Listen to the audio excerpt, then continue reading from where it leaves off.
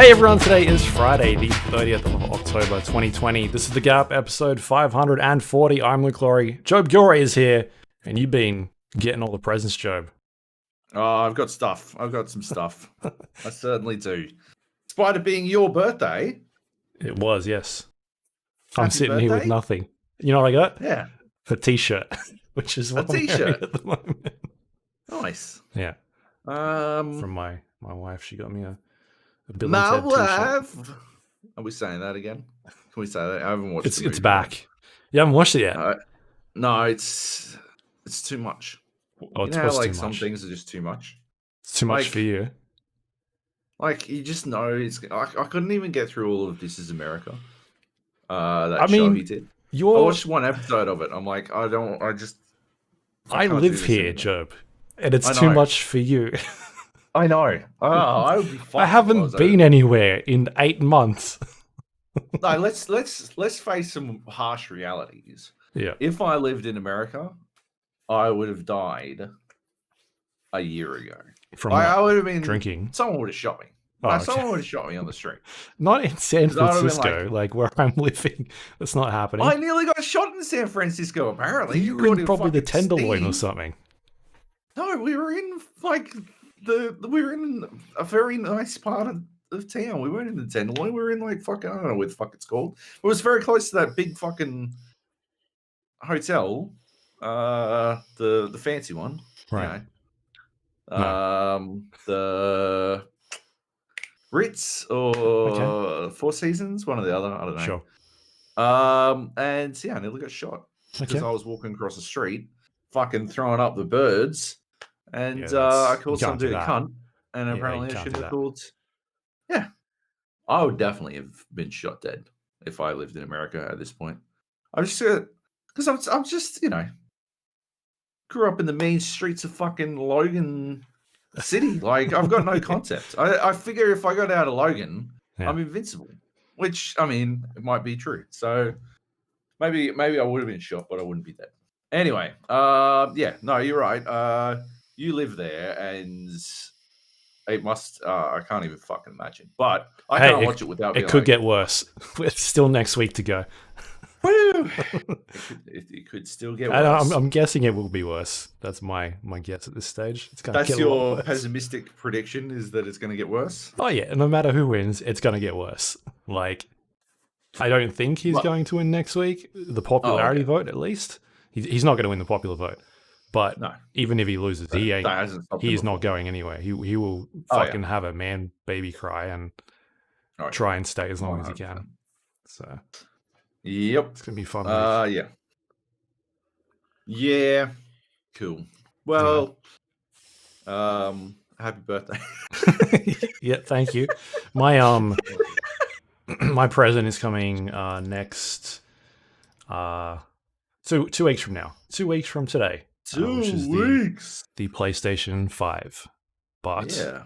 until then, we've got to wait a little bit to wait to talk about at least the PlayStation 5, but you've got yourself an Xbox. And I can't talk about any of the Xbox experience at this point, but I can tell you about unboxing it. Yes. Why don't And you show let me us? tell you. Do it now. Go put it back Take in the out of box. Oh my god. I have kept, because that's the way listeners might not know, but the way it works when you get these things, they're on long-term loan, which means that theoretically, if the long-term loan lasts long enough, just general changeover will occur, and Nobody knows. They'll just forget about it. They'll just be like, well, nobody wants your fucking 6-year-old grotty ass fucking Xbox back, so why don't you just keep it? Until Which is next year when you review the next Halo game, Ah, your review comes out and they're like, hey, Joab, we actually need our loan unit back. we need that back, baby. And I was like, well, here's the thing. It's the thing. I've lost it. I've lost it between me reviewing Halo and I lost it. It's the size of a medium-sized dog, but somehow I lost it. So I don't know what to do about that. It's the size of a fucking bar fridge, but Actually, it wouldn't make a good bar fridge. It's only about the size of Oh, wouldn't that be a good joke 4 though? cans of You say, yeah, I'm sending it back, and then send them your fridge. genius. Yeah. That would be good. I would be without a fridge though, so Right. I mean, yeah. Not if you if they were actually paying for win the the shipping, Xbox fridge. oh, true. No, I'd never give that away. If I win the Xbox fridge, I'm going to put it in my fucking office. It'll be sitting here behind me in the podcast for the rest of eternity. We're not going to replace our actual fridge with it because I looked at the thing and it doesn't appear to have a freezer, which makes it pretty fucking useless as a fridge. But like, unless you've got a big chest freezer, but like, well, that's why you get the we PlayStation freezer, the big PlayStation freezer, and you like lift it up. Yeah, that'd be good. They should do that. Oh my god, PlayStation should do that. They should do a freezer. That would be fucking amazing. That would be the best thing. But yeah, no, the unbox. I don't get. Oh yeah, anyway, I was talking about long-term loan. Yeah, theoretically, at some point they will ask for it back. They did it with the PlayStation VR that they sent me. That wasn't even a long-term loan. That was an extremely short-term loan where they were like, "We need that back," and it was like 2 weeks. And I played the shark game. I'm like, "Oh right, all right." And then I went to go repackage it, and in the process of I just sort of chucked the box in my office, and clearly I chucked something else on top of it, so the box was fucked. And they were so grumpy. They're like, "You can't do this to the packaging." I'm like, "I didn't do it on purpose. It wasn't my intention. I've got a fucking garage full of fucking boxes for fucking consoles just in the off chance. This is just the literally the first time anyone's ever needed one of these things back is the only time I've ever fucked up the packaging enough for it to be a problem." But I get it, right? Like, I understand I should not have fucked up the box. Yeah. But it happened. Here's your fucking thing. What do you want me to do? I can't unfuck this box, right? Anyway, so you keep I could actually rebox this Xbox if I needed to. I've got like a little spreadsheet on how to rebox it so that it goes. You need to take pictures of these, like, most of the time for these things, because you unbox it, you're like, I don't know how to, where does this go? Hey, why is it called? I said this in my tweet, but why is it called an unboxing when it should be an Xboxing? Like, of all the fucking situations, that one makes the most sense. It is no longer of the box, so it is Xbox, and it's an Xbox. It just makes sense. It has a consistency to it that it upsets me that people just aren't about it. Anyway, you take this thing out of the box. When you open it up, it's like, "Power your dreams" on a label. Cool, fair enough. And then you unwrap it, and I'm naturally pretty greasy. Yeah, I'm greasy, baby. I'm real greasy. And so I unwrapped it from that, that packaging, that static packaging that they always wrap everything in. I unpacked it from that, and then accidentally touched it with one of my thumbs, and so now the Xbox Series X, sorry, the Xbox X, has like a thumbprint on it. Oh, you can't get off. It's there forever. That's how they get you. You send it back, and they've got your thumbprint. Right? They can get into my into all my stored accounts. If I ever get any sort of power at all, they've got me for life. Yeah. But I mean, the joke's on them because I'll never have any power. So, yeah. Anyway, so it's on there, and I think I'd need a fucking pressure cleaner, like a pressure hose, to get the fucking thing off, because I wiped it a couple of times before I was taking the photos. I'm like, "What the fuck is that?" And you can clearly see it's my thumb. I'm like, "What the fuck? How did this happen?" And when I wiped it with the fucking cleaning cloth, a disinfectant cloth, like a disposable. I started with a fucking sponge, right? And I'm like, well, this isn't gonna fucking work. So I went all the way up to one of those dead old cleaning wipes. Yeah. Nothing. It's in there. It's baked in. You're gonna have to It's like like- sand it out or something. Like get a sanding machine and just It's so fucked. Oh my god! like you give it But back, and one side is just like I'll flip it up over the other side. Like I just put it in backwards so that when they open the box, they're like, "Oh yeah, there it is. It's fine."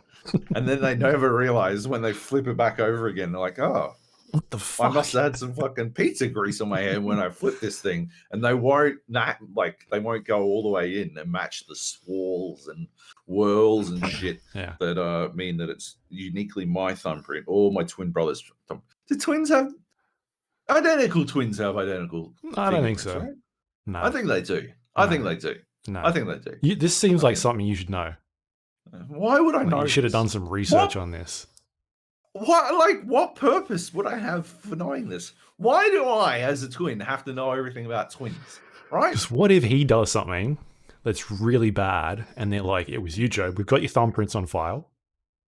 I'll be like, I'm an identical twin. Like They're in the prove it Microsoft with Bill me. Network. We've got them. Ah, fuck. I knew I could get matched across. God damn it. Anyway, it's got like surprisingly very little in the box. It's got like an HDMI cable, a power cable, a control pad, a computer that's technically more powerful than my main PC now, and a little sheet of paper that tells you how to set the thing up. Right. And I can't tell you anything about that process in action, but I can tell you that the little sheet of paper is extremely succinct and easy to follow. And that's about it. Can you talk about the controller at all? Yeah, it's I'm a fan. I'm a fan of this controller in terms of its Xboxing process. Like it's got how they shifted on the D-pad to this extremely like well-defined D-pad. Like you've got your It's the same as the up, down, left, right. The Elite D-pad Exactly. has one of those. I've actually got mine right next to me because I use it all the Nice. time. Yeah. Like the D-pad is removable on the Elite, and so you can replace it with one of those. It's not You can't so replace the it. one people at home have no idea what the fuck I talk about that are listening, but it's not the four-way directional. It's got like it's like a circle. Directional it's a pad. full circle. It's got like the 8 degrees, so it's got up right, up left, down left, and down right, plus up, down, left, right, and like it just feels way better to use as a D-pad because you can actually like feel. I mean, because I'm coming from fucking shit. My main PC control pad is an Xbox 360 controller. Okay. Primarily, I've used that for the longest time. I shifted to the PlayStation 4 for a little while, but it's got too many fucking weird software conflicts for it to be useful all the time. So most of the time, I'm still using that as my primary PC control pad. I will 1000% shift to this thing. Did you ever get an Elite at all? No, I never did. No. So this is my like primary controller for both Xbox and my PC. Yeah. Like I use this all the time for PC games. It's really good. The things that I don't use on it though at the moment, which I should probably look into, other like they've got the buttons on the back that you can stick in extra buttons for.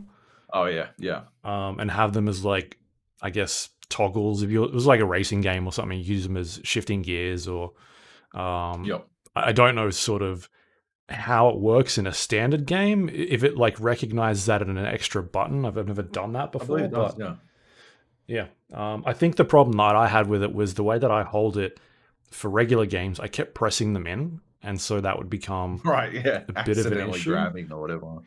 Yeah, but otherwise, like, this is hands down like my favorite controller to use, even over the PlayStation at this point. I think I'd prefer using this than that. I don't have an Elite, but I did use one when they were first like showcasing them, and I'm a huge fan of it. And it does feel like they've taken a lot of design notes for the Xbox Series. I don't know, the Xbox Sex fucking control pad. It's got like nice grippy like buttons on the top, on the shoulders. The only real like out of the ordinary thing is it's got a fucking share button now in the center. So it's still got its start and select buttons, whatever the fuck they call them. I don't know, lines and picture in picture. And now you've got a fucking share button, which I'm a huge fan of from the PlayStation. Like being able to instantly share a screenshot or save a screenshot is fucking phenomenal. And not having to press the home button, and I think it was like home button. It wasn't that difficult. It was home button Y or something like that on the Xbox One. It was like pretty simple, but this is so much fucking easier. And yeah, I mean, in today's world where you want to share shit constantly, you might want to, I don't know what you want to share. Share some screenshots of the fucking dumbest cunts alive in Destiny 2 or something, who just refuse to capture control points or something, theoretically speaking. Like, yeah, you just press a button and then away you go, which is fucking awesome. But obviously, I can only theorize about how that will work in action at this point, because I am heavily under embargo, and all I'm talking about is the controller in its Xboxed state. Yeah, just to be clear. Yeah. So I think it's going to be interesting between because I'm hearing really good things about that PlayStation controller. Just in terms of the not only the feel, but the like haptic feedback that they put in there, and like the new rumble system just sounds like maybe Xbox could have a bit of an issue in terms of holding up with that. Because they haven't really touched. Well, I don't know. You can't really talk about it even if you know. But I don't think they've touched much of that. They've got maybe resistance on there. I don't even know at this stage. But I'm just hearing a lot more about PlayStation territory for me to wade into. But I did see Adam Matthew, former official PlayStation Mag editor, checked out the PlayStation controller and described it as like the first actual next gen controller compared to the Series X controller. And yeah, I haven't got my mitts on it yet, but from what I've been hearing from people around who have got theirs in their homes and stuff, yeah, it is a phenomenal controller. I'm very interested to see one of the things that has me most interested, and yeah, I haven't seen many people talking about, is the difference between those controllers on PC. I think it's going to be a huge fucking factor in their, I don't know, their like legitimacy, because if like I said, I mean, the Xbox 360 controller lasted me on PC fucking ages. And yeah, it's going to be very interesting. The fucking PlayStation 5 controller costs $110. Like, it's not cheap. You would want it to have some extra fucking purpose. Otherwise, yeah, it's sort of just that second controller you got there in case someone wants to play fucking local screen NBA or some shit. Like, yeah, you got to have some reason to justify its purchase. So it'll be interesting to see how that goes. When I test it for PC, here's my segue. When I test it for PC, like test them both on PC, I'm gonna test them in Disc Room, because Disc Room is a game where control is fucking everything. And I actually found that my PlayStation controller, I don't know why this is, but I don't know if it happened to yours. Probably not. But my PlayStation controller, I doubt you can see this, and nobody listening can see this, but my PlayStation controller has lost the fucking rubber on its thumbstick. Yeah, like it's just gone. It's just slowly peeled off. It actually still peels off to this day. You can see like there's a fucking weird black scum. Yeah. But I just turned my PlayStation on. That was a mistake. But the other factor in that is that the thumbsticks themselves have quite a bit of drift now. And that is an original PlayStation 5 controller. That is not... I've got a PlayStation Pro, PlayStation 4 Pro, but that is an original PlayStation 4 controller, sorry. Like from the original, because I just held on to, when I got the PlayStation Pro, that was how I got a second PlayStation controller, as opposed to, spending, I think they were fucking $99 or some shit. So I just had two controllers. And so this one became my PC controller. That is literally the lifespan of the PlayStation 4 old. How the fuck old is the PlayStation 4? Like 2013, 7 years old or some shit? That's good. But there's definitely thumbstick drift. I mean, better than the, 48 hours that it takes for a Nintendo Switch to start thumbstick drifting. But still, that is not as precise as it needs to be, which is why I switched back to the Xbox 360 for Disc Room, because I need that precision, right? But you can actually, it's not objective, I think. I don't think there's definitely ways to test it, controller sensitivity and thumbstick movement in objective terms, but my impressions will be entirely subjective. But my subjective impression in Disc Room is that the Xbox 360 controller controls way better in Disc Room. Just from, and that controller is fucking 13 years old. 14 maybe, I don't know. Fucking 2006. Like, fucking old, man. But yeah, you just need the fucking precision. I finished Disc Room. There's have you played more of it? I saw it was on the list. No, I was busy with other stuff. Yeah, that's fair. I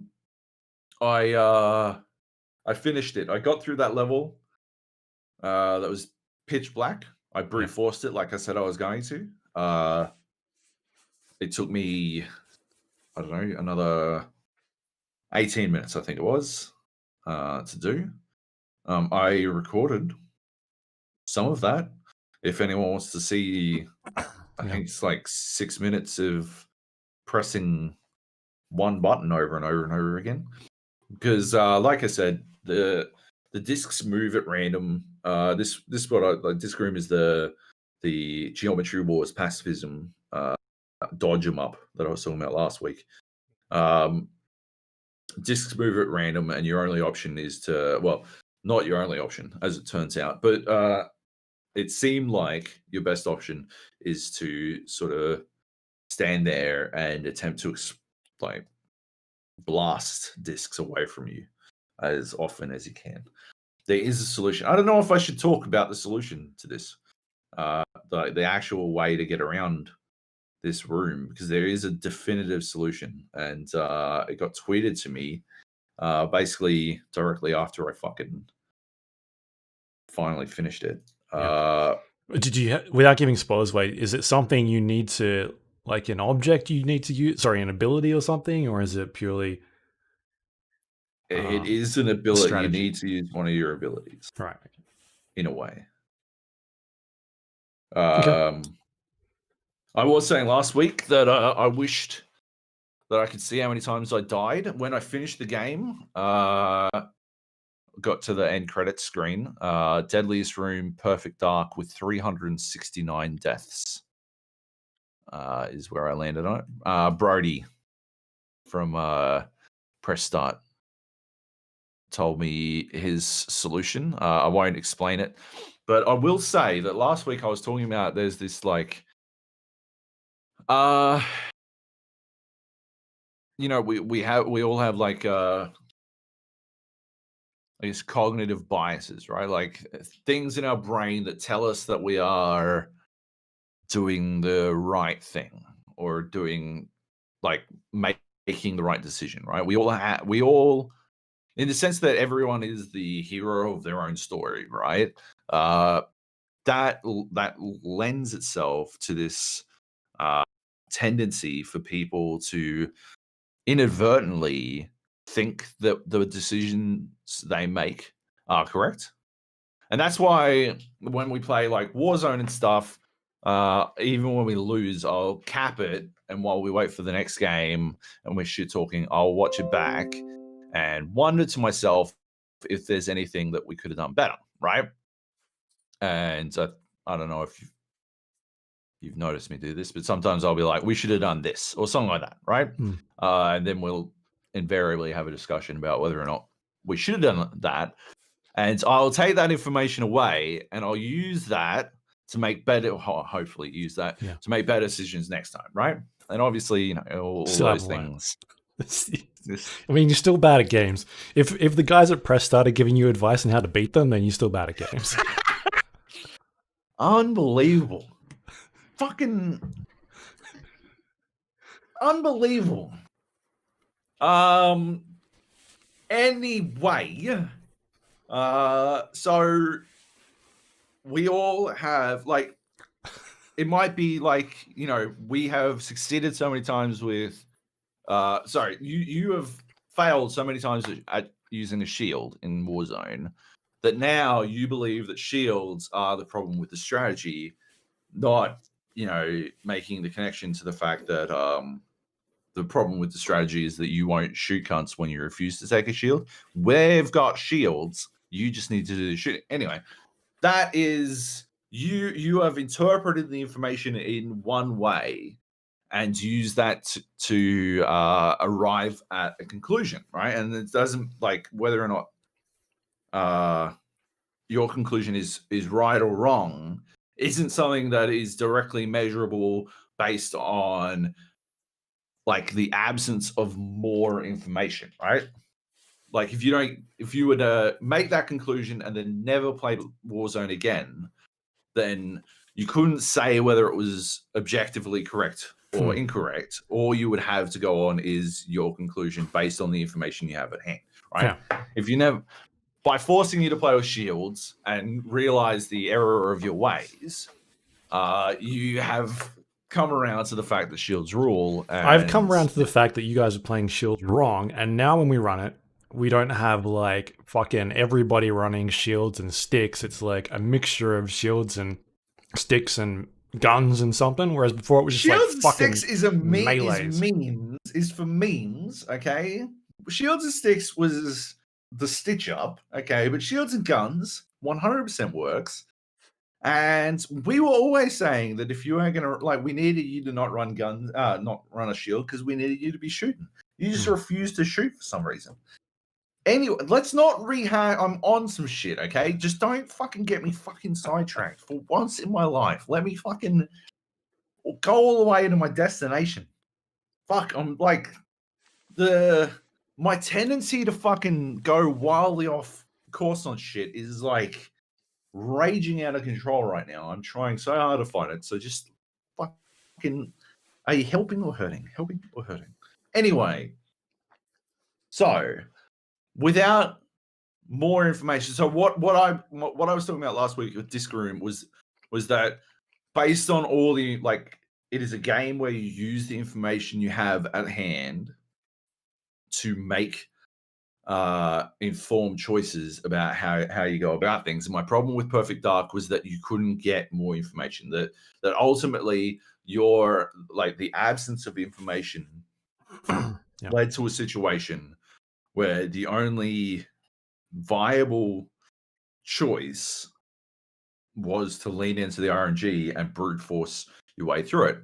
Now, first of all, I was incorrect. I successfully brute forced it, although based on the response, one of the developers evidently saw my tweet and was shocked. I tweeted about the game and was shocked that I brute forced that level. Clearly, you're not supposed to brute force that level. And secondly,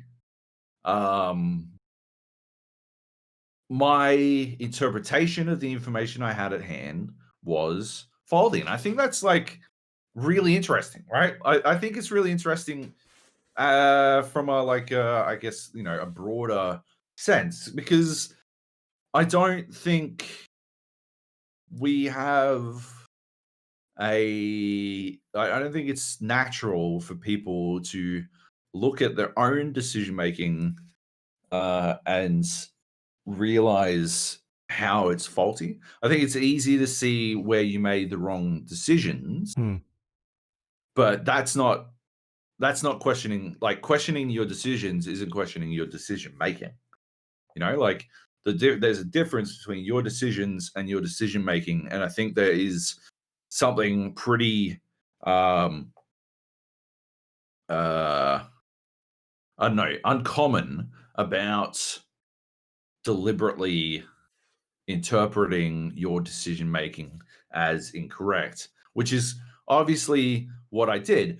It's uncommon in the sense that you very rarely have the opportunity to do it. You very rarely have the information at hand to be presented with the idea that your decision making is faulty, right? And so I think Disc Room provided me with a pretty unique opportunity to contemplate the flaws in my own decision making. The answer to this level is so fucking obvious once you know the answer. And worse still, there is absolutely no reason you shouldn't get to it, but there is always, I convince myself so often that I'm, I've made the right decisions. I know how this game works. I've tried everything. I've analyzed the information at hand. I know what I'm doing correctly and I know what I'm doing incorrectly. So I should be able to fucking do this. And then so obviously the only option is to brute force it, right? But what that did was it tunnel visioned me into only accepting answers within certain parameters without realizing that oh my God. Yeah. If you play Disc Room and you work out the truth, the real way to solve this, it is so fucking obvious once you know that. Yeah, you're like, I literally only had to expand my the parameters for understanding, like, barely, and I'd actually tried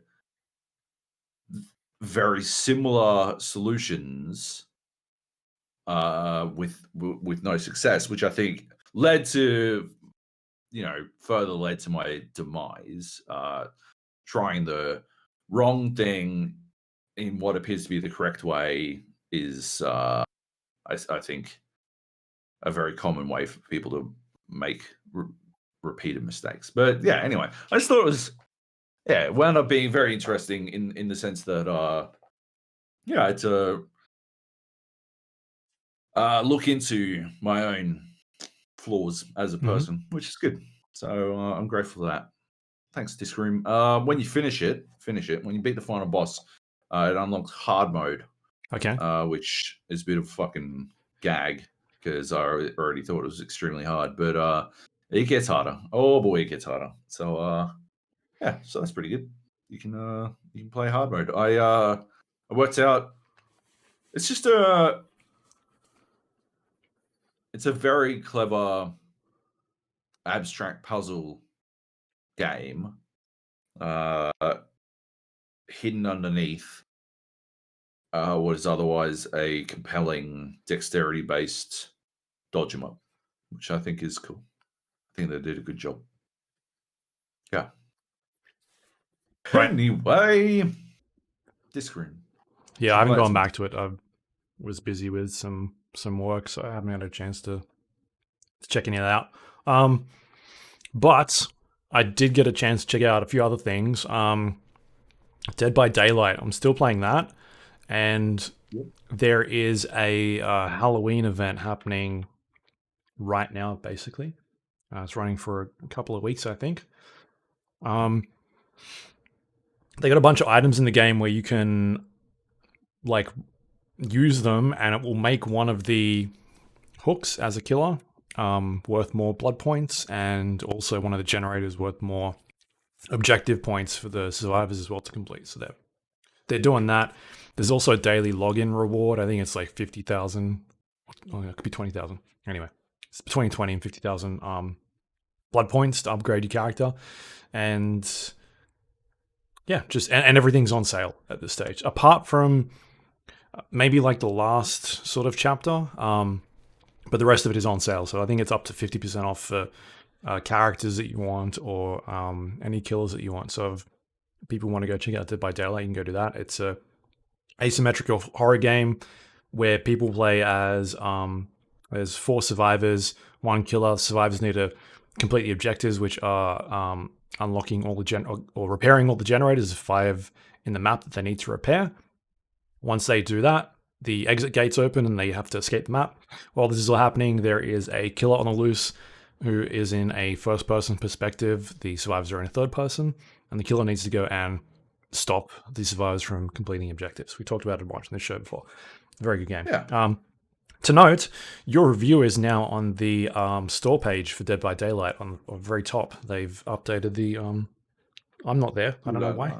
I was, maybe still am, the number one highest review on Metacritic.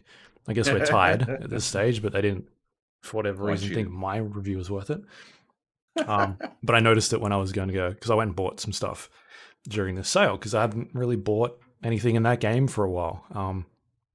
I kind of just play the killers that I've got, and I'm leveling them up still, and I'm leveling up the survivors a bunch more. I've been talking about it last couple of weeks, but this time I bought a couple of new killers. I might go through them quickly. I haven't played all of them yet, but working my way through. The first one I got is the Plague in Dead by Daylight, and she is a killer who is able to basically like projectile vomit onto survivors using her power. And when she does that, she builds up like a toxic onto the survivors, and once that threshold hits, they become infected, and they start making like noises and projectile vomiting every once in a while, and they can infect other people in the world. And she's also able to infect things in the environment for, I think it's about 30 seconds. So you can go up to a generator, vomit on it, it'll infect it, and then anyone who interacts with that will start building up more of this toxic on themselves. So you can also vomit on like the environment, so things like walls and floors and lockers and hooks and all that sort of stuff. And so her thing is you build up this toxic infection on the survivors. The survivors then need to go to this like cleansing fountain that is spread out throughout the map. There's a bunch of them. They interact with it and they cleanse the toxic off of themselves, and then that turns the fountain into like a buff for the killer. The killer can then go up to the fountain and use it. They'll get a notification on like a sound once the survivor has used the fountain, so they know that this is what I need to go to. They then, as a killer, use the fountain, and they get a buff so that when they projectile vomit on somebody, it's a certain amount of time this buff lasts for, they do damage to the person. It sort of puts them like in an injured state, so that if you hit them, they'll go down like straight away. So the idea for her is to cause like a lot of chaos and to make sure you're infecting everybody, that they're going away from doing the objectives and then going to cleanse themselves, and then as a killer making sure that you go get that buff and then start chasing them again to get them in that state where you can basically down them in one shot by vomiting on them again. So she's, she seems to be pretty fun. I've enjoyed playing with her. Like, her biggest downfalls are kind of like she's not like too quick, so you've got to really stay on top of people. People can get away from that power ability by just dodging out of the way or running around corners or ducking behind objects. So you kind of got to get really close up to them and aim it, because it's like a spray, and it lasts for a couple of seconds depending on how long you charge it for.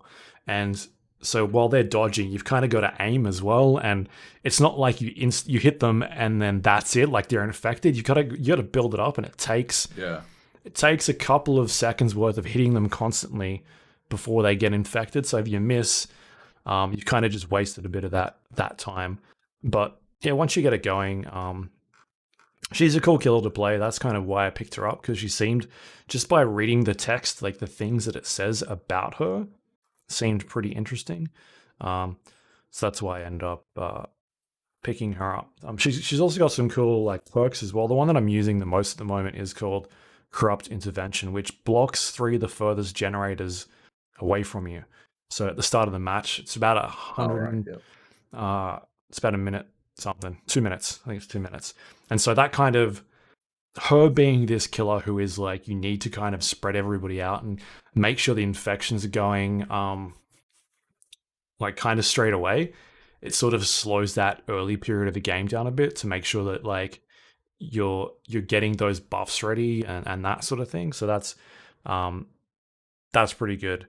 The other one that I'm using is Dark Devotion, which when you hit a survivor, it transfers your terror radius onto them, and then you have no terror radius, and that lasts for like 20 seconds, 30 seconds, or something like that.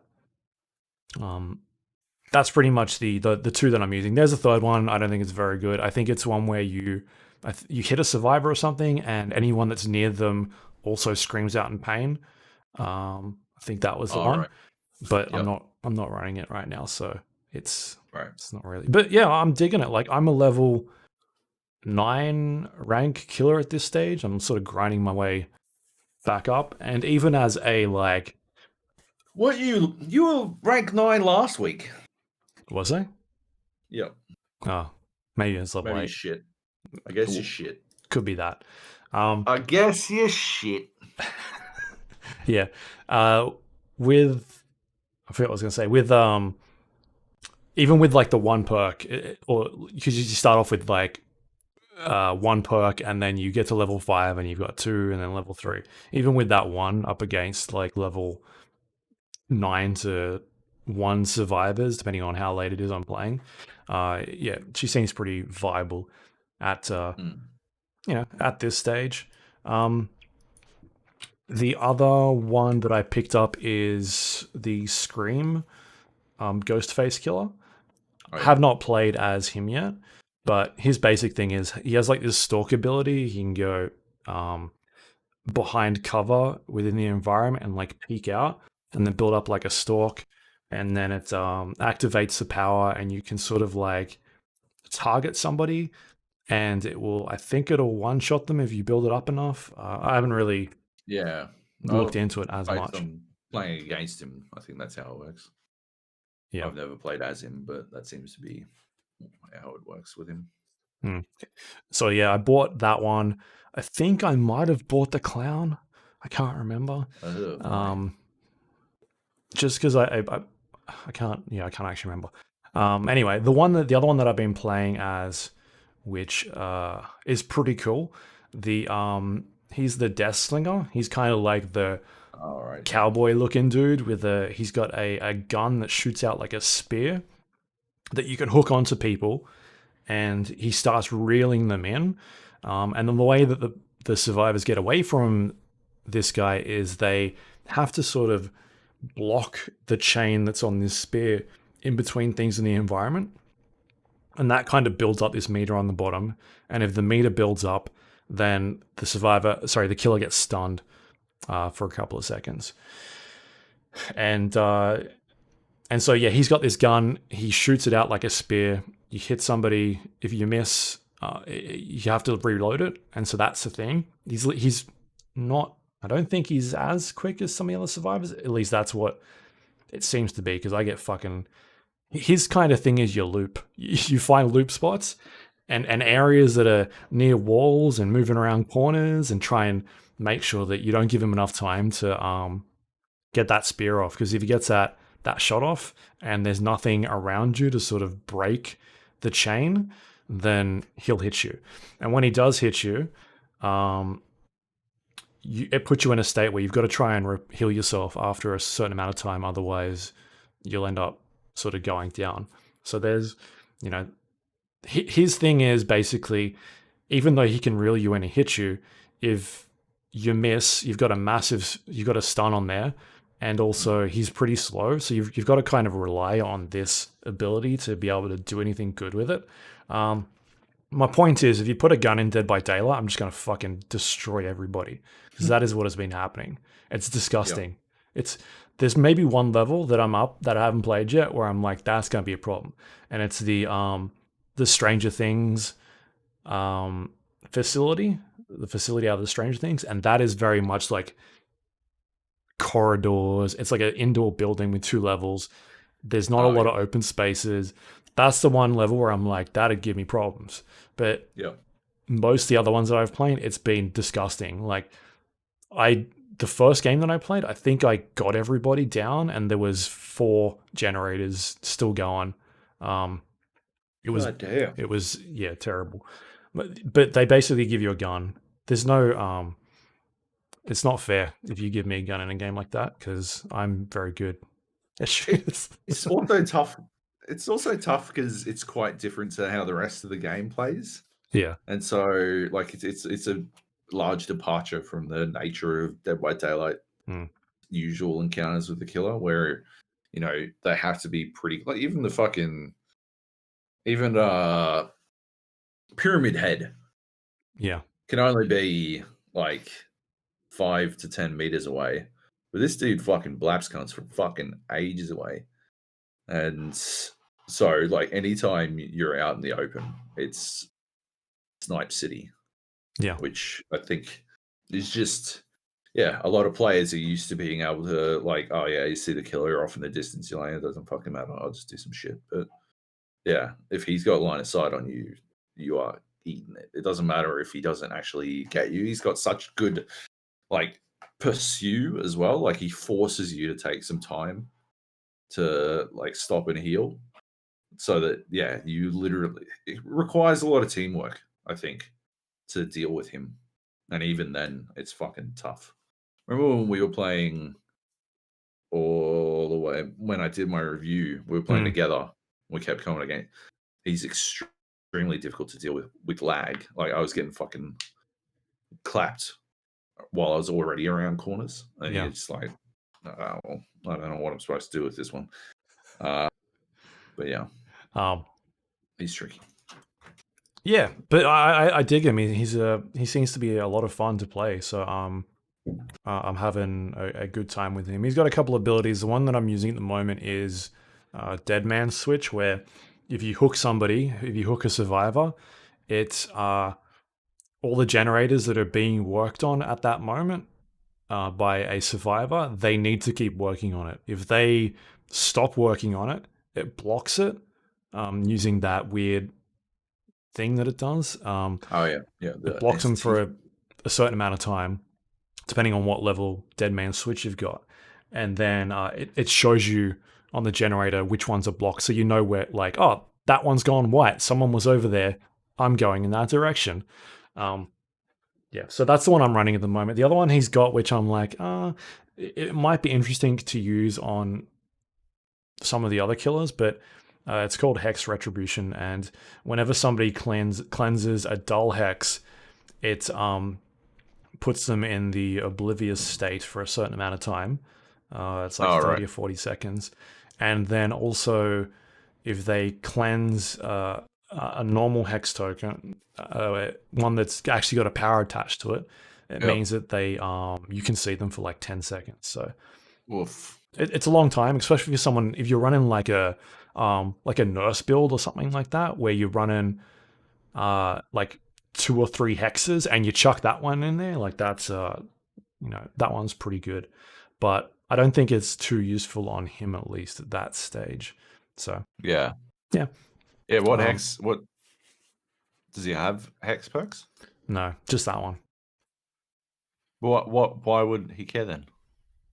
Well, I mean, if you got no ED or whatever, it's still you could run it in an OED, and it's also the dull tokens as well. So you get survivors get points for doing that. I do them all the time, and so if do you? Okay. Oh yeah, because of no ED.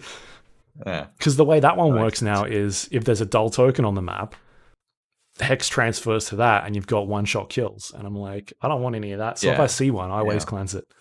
Yeah. Right. That makes sense. That's probably why I'm always getting fucking no ED'd. Yeah. You're sitting there like teabagging at the exit gates, and you get one shot. You're like, fuck. Fucking goddamn it. Yeah. So they're the two that I've been playing the last couple of days. I'm still playing a bunch of survivors as well, ranking up. What I'm ranking up at the moment is Lawrie from, is it Halloween? Friday the 13th? Well, it might be Halloween. Yep. Yeah, it's Halloween. Yeah. She's got that stabbing ability that I'm trying to level up so that if you get picked up by the killer within a certain amount of time of already being hooked, then she like stuns them for 5 seconds, and that's a pretty long stun. Like if you combine that with one of the exhausted abilities, which allows you to run really quickly, that's a huge like, I'm out, see you later, I'm gone. So that's what I'm leveling up at the moment, but still digging. Yeah, Dead by Daylight. It's the game that I jump in every night, and I've been playing a couple hours during the last few days as my break game, which has been a lot of fun. I don't know if I'll pick up any more killers at this stage. Like, I think I've got enough there that I can start working on those ones to level up and play around with. But yeah, I think those ones that I've gotten so far are pretty cool and fun to play. There's obviously a couple other there that I was like, do I want to jump in them or not? I'm like, oh, we'll see. But yeah, been playing a bit of the Huntress as well. She's the one that has the axes that you can throw. The bunny chick, yeah. Right. Yeah. The hard thing about that is you've got no crosshair when you shoot or when you throw your axe, and so you've got to like really think about where am I launching these things. But she's fun when you just do like a fucking Kobe and you just launch an axe from ages away. You just kind of like launch it at a generator and see if you hit someone, and sometimes you get very lucky. But yeah. We should jump in at some stage when you get some free time and play some Survivor. I'm not ranked that high. I'm like 16th or 15th on Survivor, and you get some games in there that you're like, this person is definitely new, and they're generally when I like you have them. Sometimes it's fun, and other times like I can play around with them a bit, and because I've played enough of it where I know how to at least have a good time. And then occasionally you'll get someone that doesn't know the rules of the game yet, and they'll like sort of camp around where they've hooked someone. And at that stage, if that happens, like I know what I need to do. Just go do generators and then leave, because they're never gonna rank up anyway doing that strategy, because it's just they're not getting any points and they won't learn. And generally the community will tell them like, hey, don't do that. It's not. Yeah. Not only you're not getting anywhere, so there's no point. It's they won't phrase it like that. Yeah. Nothing so polite. Dickhead. That's what I was like really trying to get across in my GameSpot review. They sort of ripped it out. They ripped out its soul by the end of the editing process. But the idea that the game Dead by Daylight works so much better when everyone, like both sides, are working to have as much fun as possible. Yeah. It's also the way that they constructed the point system. Also, the way to get the most points is by both teams having the most fun. So it's so much better if you literally, like, even if people fucking walk out alive, it's still better. Until you're in like the fucking sweaty cunt ranks. You're better off like letting two people walk out if you've chased the shit out of everyone for the entire fucking game, knocked down everyone a couple of times, and like, you got them at the fucking limit. It's or hooked everyone like twice. Yeah. And people were like, oh my god, I don't know if I'm gonna get out. Oh shit. Yeah. The survivors are on edge, and you're like, here we go. I just need one of you cunts. Like, fucking one of you needs to slip up. Yeah. And then, yeah. That's the game at its peak.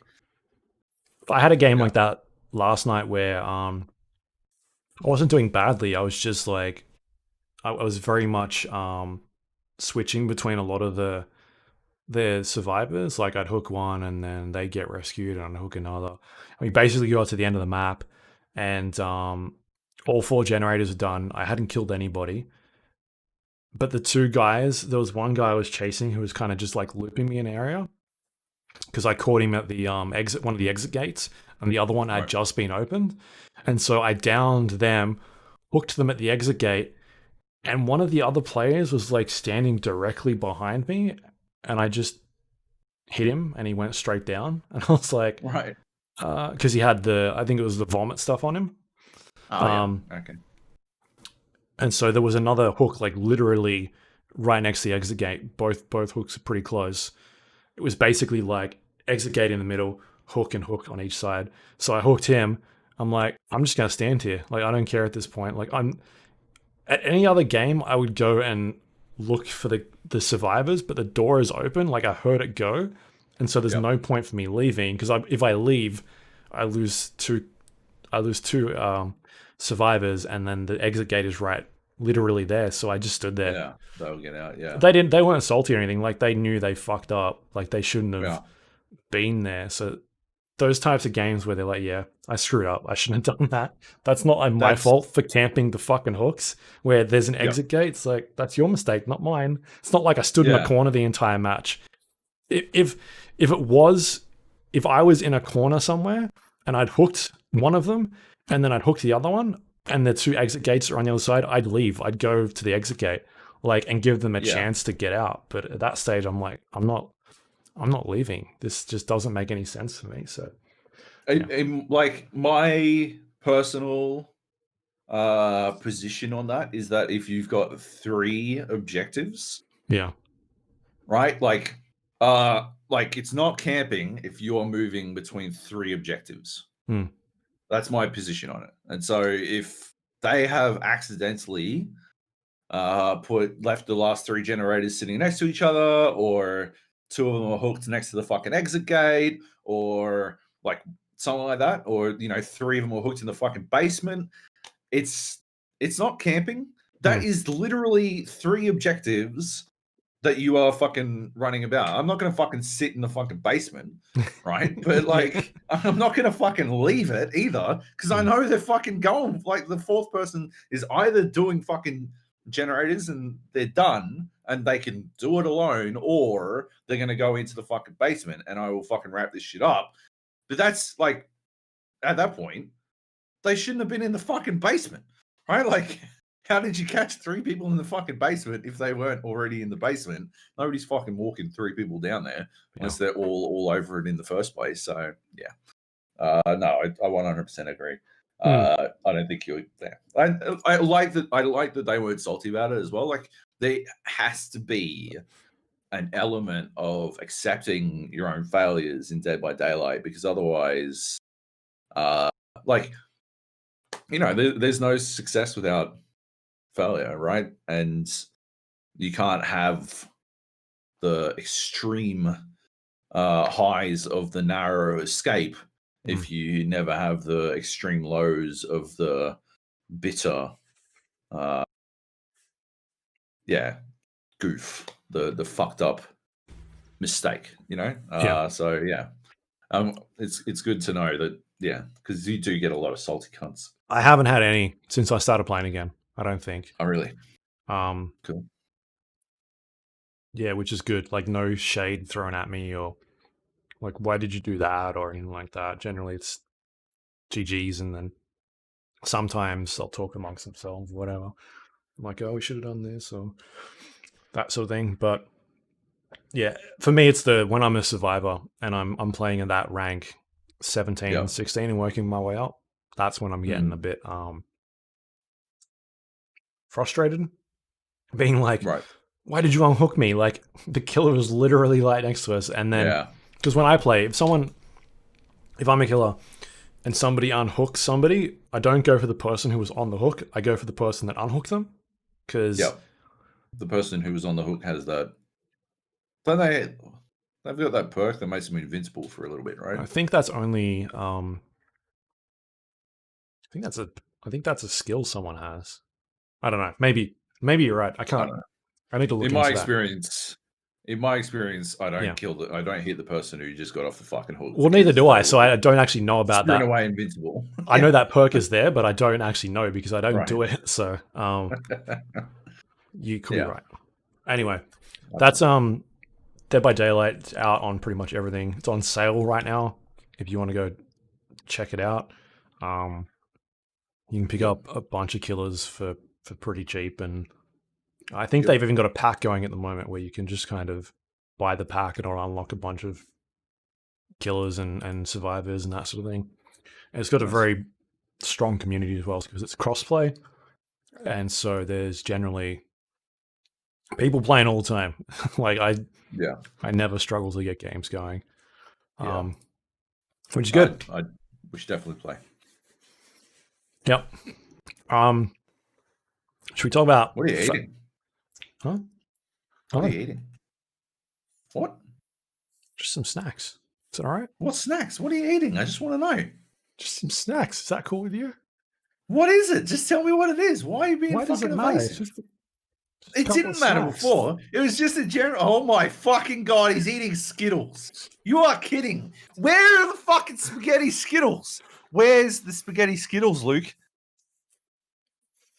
I know what you're talking about. He literally is eating Skittles. And he's been claiming he can't get Skittles. Where's my fucking Skittles? You should look at this bag. It's a 1.5 kilo bag. It's an American bag of Skittles. That is a fucking.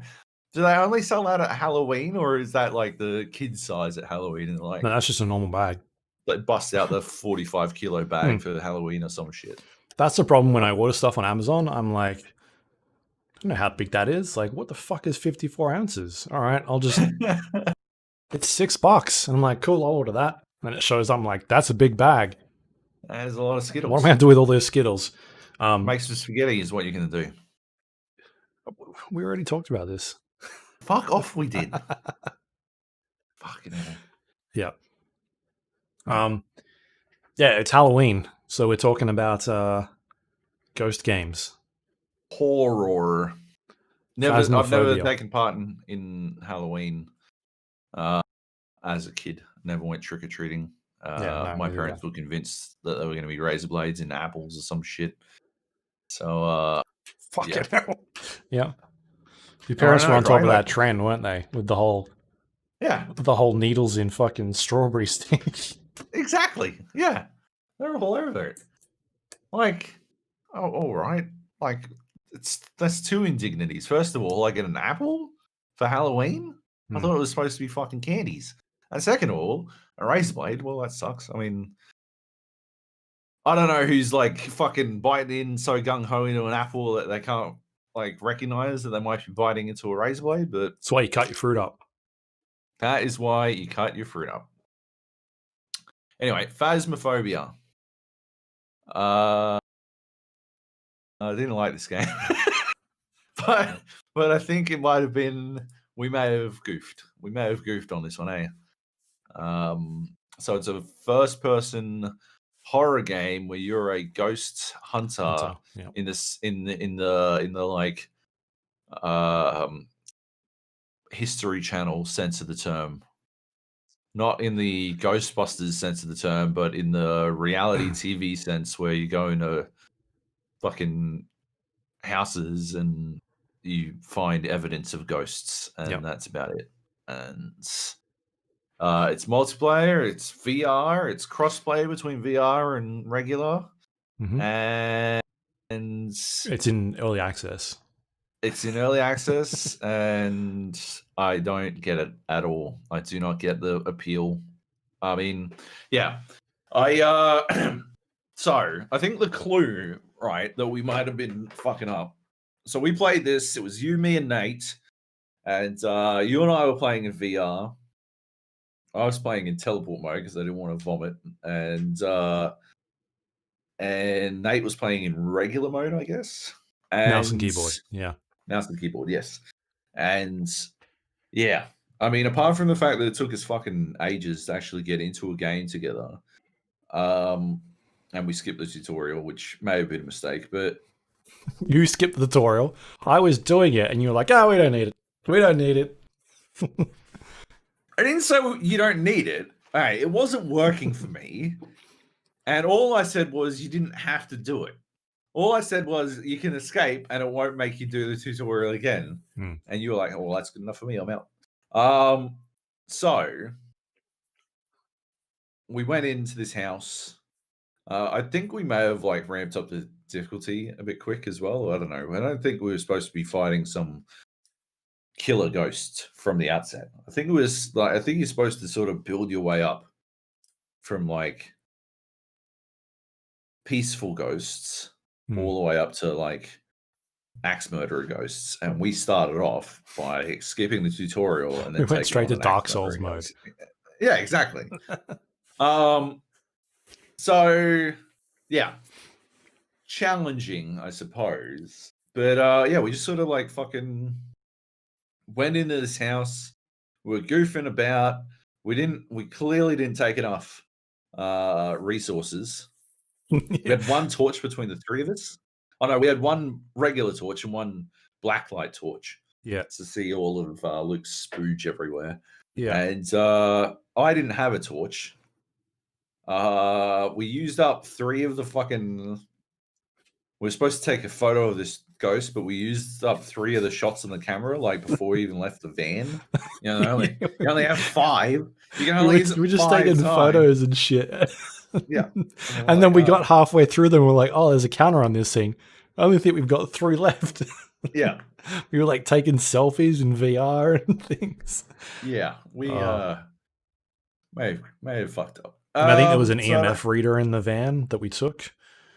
Oh yeah. Yeah, you took that. Yeah. I had the video camera. Okay. But I thought it was a regular camera, and so I just kept like turning it on and then leaving it. And that was about it. I had no idea how to use it. What else? I had something else, but I can't remember what it was. Anyway, first of all, our first mistake, right, was we were playing on Discord. When you start off with the game, it tells you that you need to set up like Windows voice recognition. And on doing some further reading, it seems like it uses that Windows voice recognition for a bunch of stuff. It's not just like you can call out to the ghost, you can say its name and it will recognize that, and you can ask it like rudimentary questions and stuff.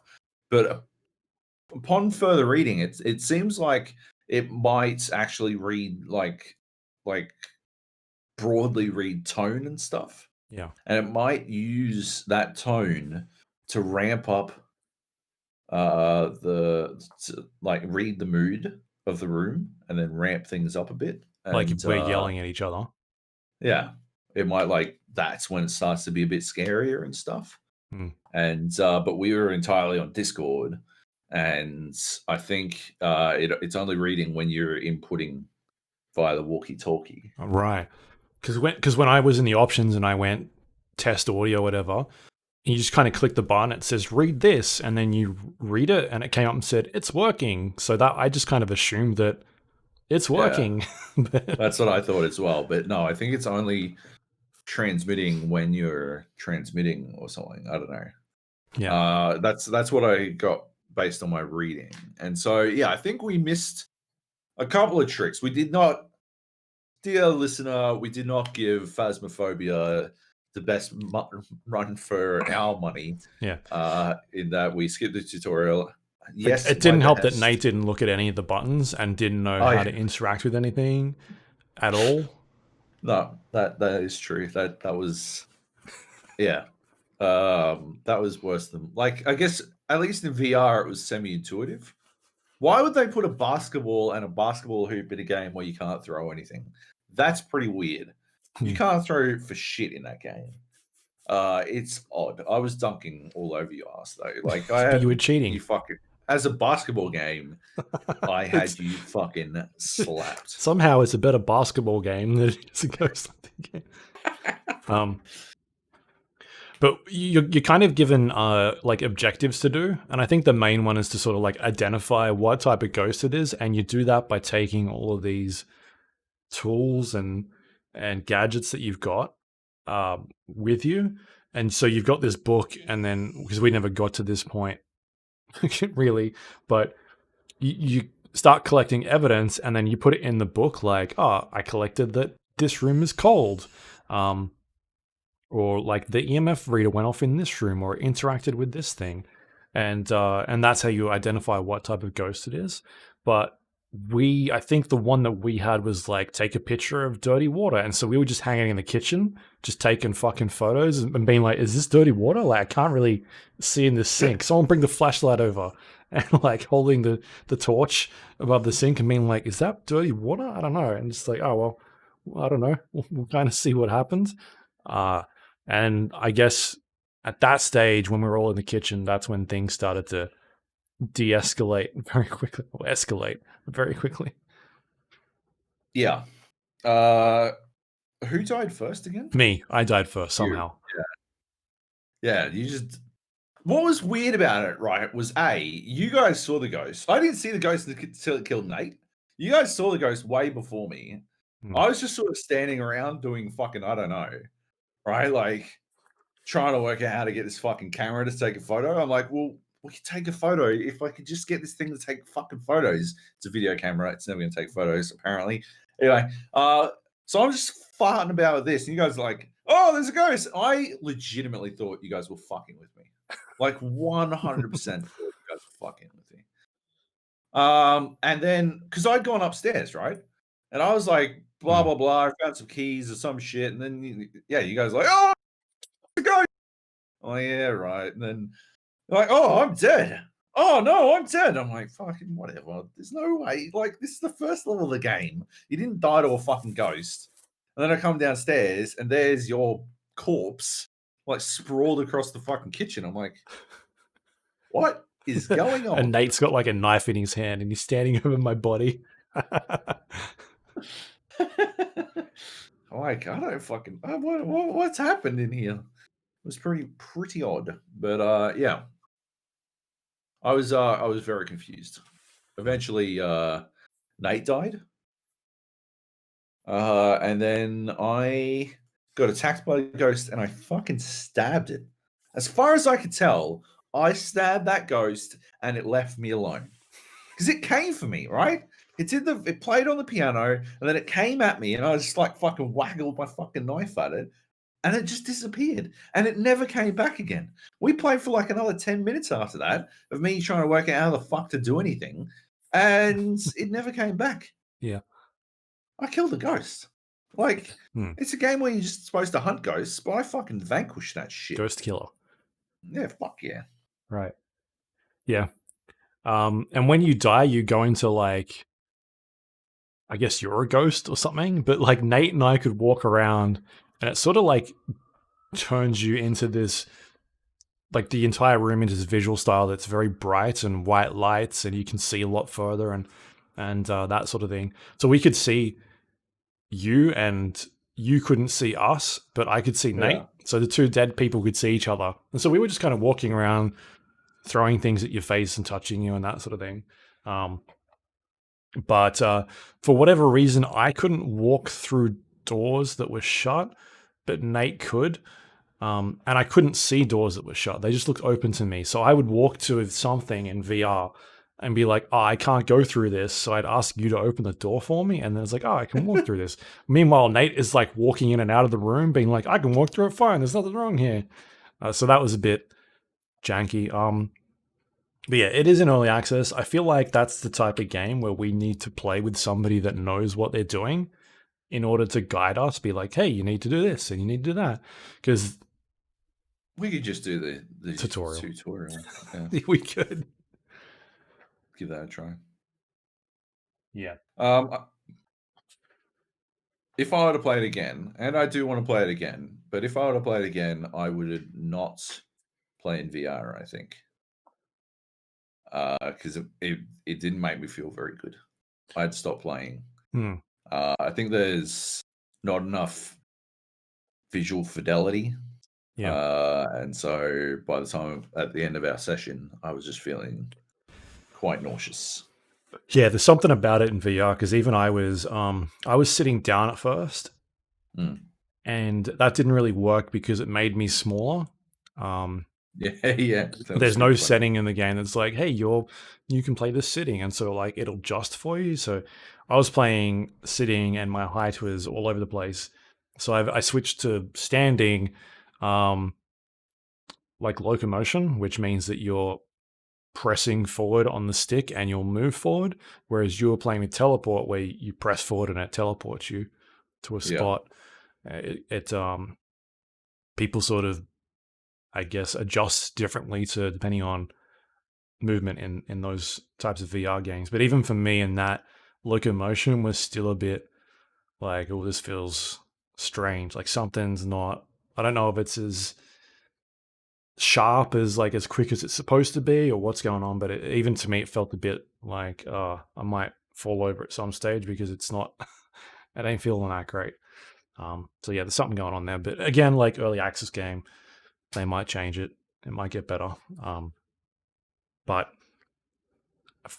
I feel like, yeah, it's the thing where we need someone to show us the ropes, or like, hey, this is what you need, like a guide, a ghost hunter guide.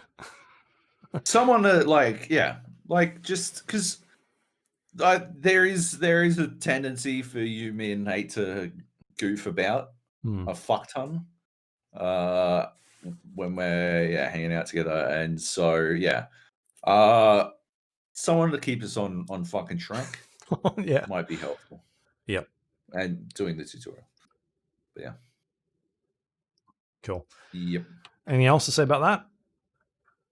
No, definitely going to try it again. And please, dear listener, do not take this as our final review, because I'll admit up front that we did not give it the best fucking run. But yeah, I didn't get it from what I played. Right. Cool. All right, we can move on. Next game on the list, we've got a game called Carto, which is a brand new game that's just been released. I played it on the Xbox Game Pass, which, once again, it's very good. Xbox Game Pass is very good. If you don't have it, check it out. It's a top-down puzzle game where you play as a young girl who is whisked off to this strange island. And you start off, and basically you're in this little square area that you can run rounds in, and you can find pieces of a map. And what happens is you pick up a piece of a map, and then you press a button, and it sort of whisks you off into like an overall view of the actual location you're in, like a top-down version of the map.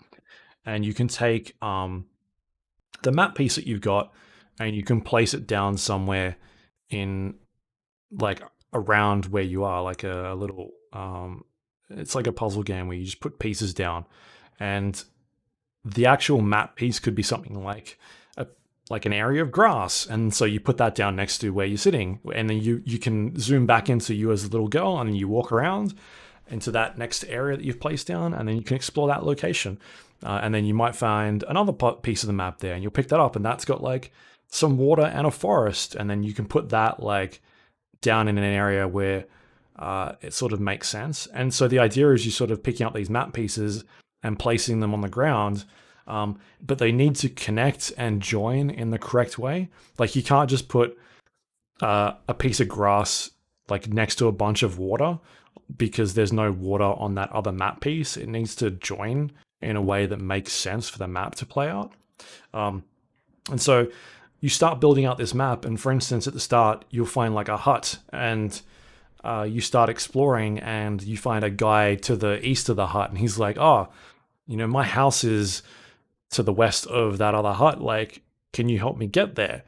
and you'll find a piece of land, and you put the land next to the hut, so the west of the hut, and then like that solves the puzzle, and then all of a sudden a hut appears in that location, and then he thanks you, and then you go off there and walk him over, and you start talking to him, and he starts talking about something else, like, oh, there was something in the very large forest that I'm looking for up top, and then so you've got to kind of then rearrange your puzzle pieces in order to make a map of a forest that's to the north, and then you all of a sudden that solves that puzzle, and then so you walk up there, and then it sort of leads you on, and you're grabbing all these puzzle pieces of a map and rearranging them to sort of solve all these problems, and like tweaking things and moving them around, and like it'll sometimes give you clues as to what it is you need to do, and that sort of gives you an idea of, all right, well, I need to move these pieces around to form the correct sort of puzzle solution, and then once I do that, that'll fix that, and I can then move on to the next bit. And so yeah, it's a very like cute game. It's very minimalistic art style.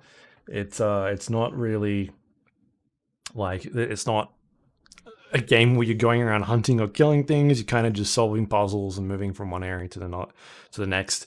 And it's sort of split up into chapters as well.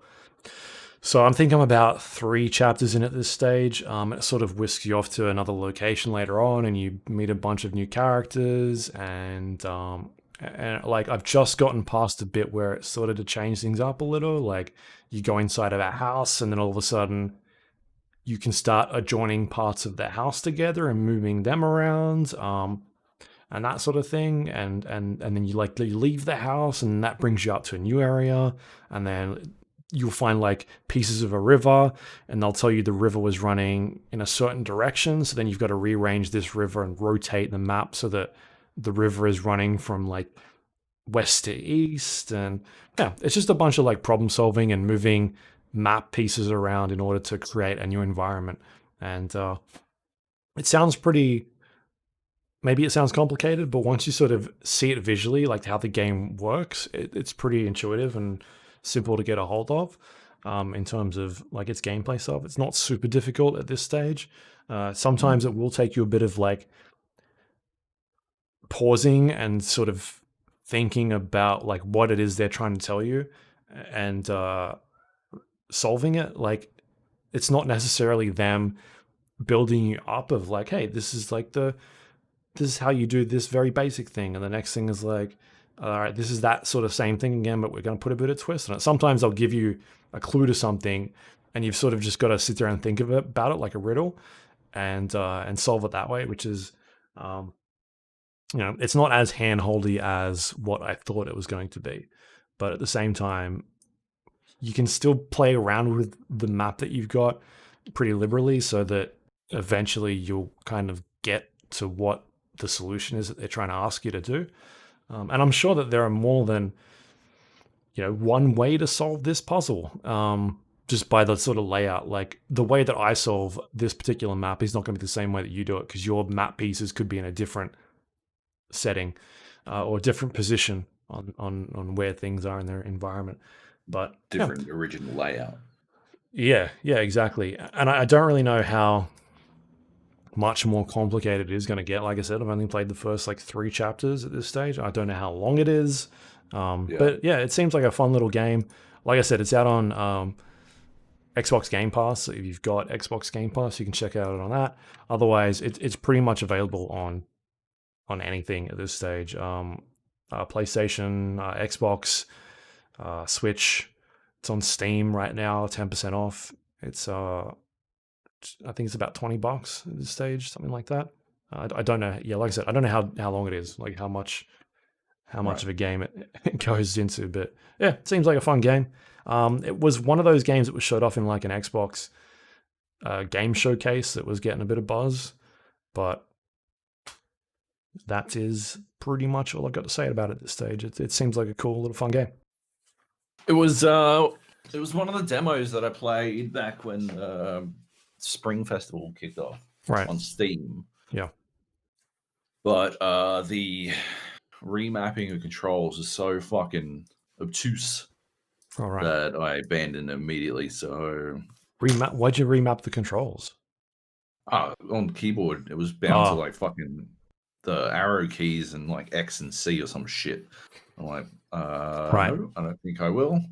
And then I couldn't work out how to fucking change that. So I just, oh no, it was like rotating map pieces was like WASD and moving around was directional pad. I'm like, I just don't want to do this fucking shit. I'm out.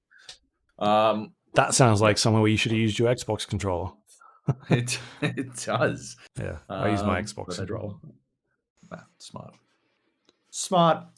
Yeah. Anyway, it's a game that I sort of put on and was playing while I was listening to some podcasts. Like you don't really like, you can have the music playing in the background, and it's all text based conversations and very minimal sort of conversations. So you don't have to be fully engaged in any of that stuff. You can sort of have something on the background, and yeah, that's kind of what I was doing. But like I said, it seems pretty neat.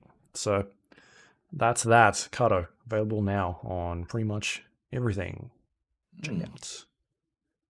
What else we got? What's up next? Let's do Apex Legends. Okay. Fate you out. Luke puts timestamps on when we're going to talk about stuff, and I fucking boomed his ass. I got to play a little bit of Apex Legends Season 7 yesterday. So Season 7 is just around the corner. Apex Legends, obviously EA's and Respawn's Titanfall World Battle Royale. Season 7 introduced a brand new map, a new character, and just, tweak things up a bit. A vehicle, you can like ride in a vehicle now. I didn't get to ride in a vehicle. But yeah, basically it's changing things up again. So we had a presentation about, what's to come. The Respawn team were there talking through it all.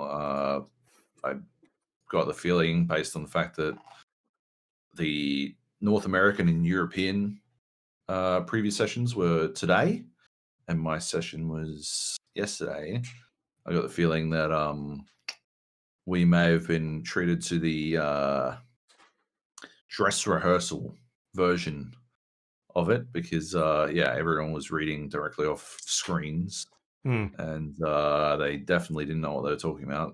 It seemed like it was the first time they'd ever seen their scripts, but it didn't really impact anything. It just made it feel like when you see that sort of stuff happen, it always feels like probably could have just sent me a fucking email. If they're just reading off a screen, I probably could have just read this off a screen.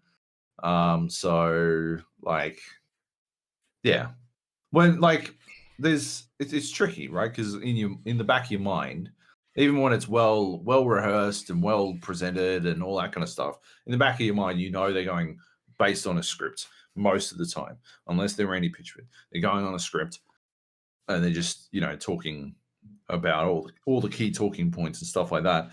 But when it's not. When it's so blatant, it's just a bit distracting, I guess. I just can't. It makes it more difficult for me to pay attention, because all I think about is like, well, yeah, I don't know. Why am I putting in more effort than apparently they did? So fuck it. So I didn't pay all that much attention. Instead, what I did. Did you at least get slides? Well, I recorded it. I can't share it with anyone, but I just recorded the fucking prezzo, so I can go back and reference it whenever I want, as opposed to paying all that much attention. And instead, what I did was Drew, Dr. E3 Money, was giving me some shit. So I went down a rabbit hole of finding. Have you heard? I hope you've heard it now. Gilbert Gottfried's version of who is it? Fucking Cardi B and Megan the Stallion's WAP. No. Gilbert Gottfried's version is phenomenal. One of the funniest things I've ever fucking seen in my life. He reads the lyrics. Someone paid him on Cameo to read the lyrics to Wet Ass Pussy.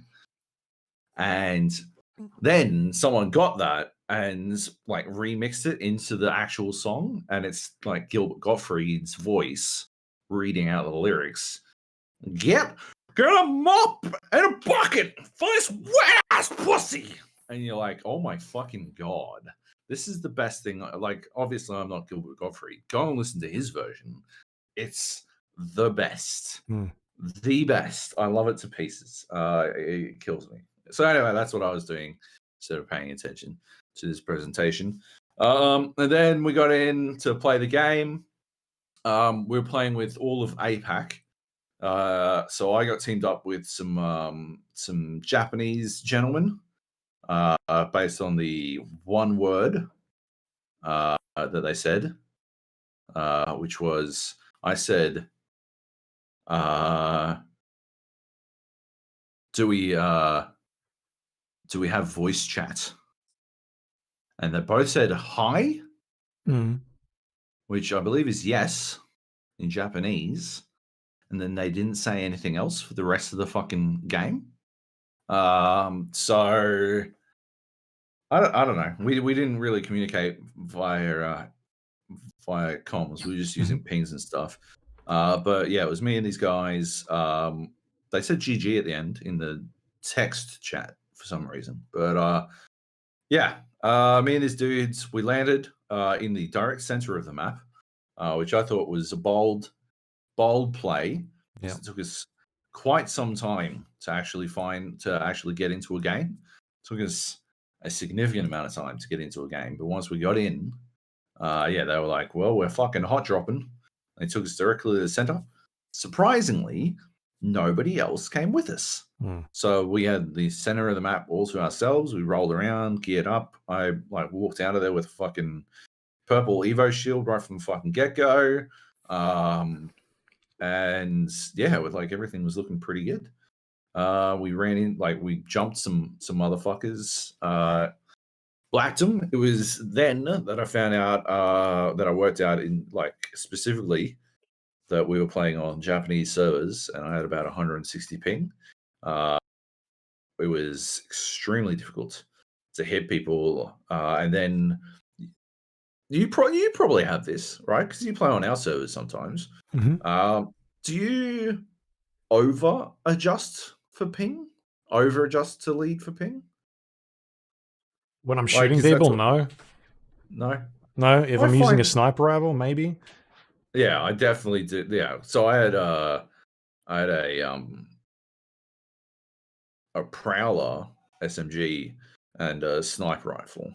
And yeah, with the sniper, I just couldn't fucking hit anyone because I just couldn't fucking. I was like, I'd adjust too far in one direction and then I'd overcorrect in the other direction. I just never found the exact. And yeah. Anyway, for me, the biggest thing is the time to kill. Time to kill in Apex, 100%. Oh, like even in anything we play, like the time to kill is just so much. Like I'm apparently still shooting people for a lot longer. Yeah. Being like, oh, they should be dead. Okay. Yeah. Yeah, that makes sense. Yeah, that was there was a bit of that in this as well. But yeah, just once like with I had an R99 for a little while there. The Prowler is still probably my favorite SMG in Apex. The only reason I went to the sniper rifle is because I died. There's now the new map Horizon is this big like futuristic city, like huge area, lots to go through, but it is sort of a cityscape the entire way across. But there are like these giant sections of it where you can just fall to your death, and I didn't realize it, but I fucking why are there games where you can why are there areas where you're just dead? Like why? It's a fucking future city. Like first, like would they not have railings to stop you? Like they got like these little ledges that you can fucking jump up with, like barely any fucking stopping. Like, wouldn't there be a ledge to stop you from fucking directly falling to your death? Or I don't know, it's a future city, some sort of fucking magic bounce pad, whatever the fucking hover technology that's keeping the city in the air. Why doesn't that surround everything and bounce you back up onto the fucking, like, I don't care if it's got you in a down state or something. Like, just why do I have to fucking I immediately crater? That's in a world where I think the ability, right? Like, I think Warzone has changed how I look at battle royales. The instant out shit no longer really works for me, right? I want a second chance, right? Like, I want the opportunity to make a misstep and then be able to rectify my mistake, as opposed to my only option is to hope. Like, in because Warzone, someone else got a better gun than you. Yeah, exactly. Unfortunately did not. Or I fucking I slipped off the fucking side of a tiny ledge and fell to my death, and now my only option is to sit there and wait. Yeah. For my teammate to maybe get me back in. Fortunately, my teammate did get me back in. It was pretty epic. This, like, the dude I was playing with was pretty fucking good. But like, yeah. Was he from Preston? He got me back in. Hey? Got me back in, but like, yeah, it was just like, it was weird. It was an odd situation. Because, yeah, in Warzone, right, you make a mistake and you can, if you win your gulag, you're back in. Or, like, you're incentivized to stay in the game for as long as fucking possible. If you fall off a fucking, like, these like, Horizon's built as, like, these sets of rings with bridges. Even fucking PUBG is getting rid of bridges, right? And if you don't want to take the bridge, you can swim or take a boat or anything like that. And this... Nah, you gotta go find, like, I just don't understand the fucking design thinking here. Like, it is like they're going in the opposite direction. Where other games are trying to give you more opportunities to, like, yeah, to only die, to almost only ever die to combat, right? That's the idea of a battle royale game, is that you die in combat. If you're dying to the zone, right, that is a bad experience, right? That's a fuck up. And every battle royale tweaks that shit constantly.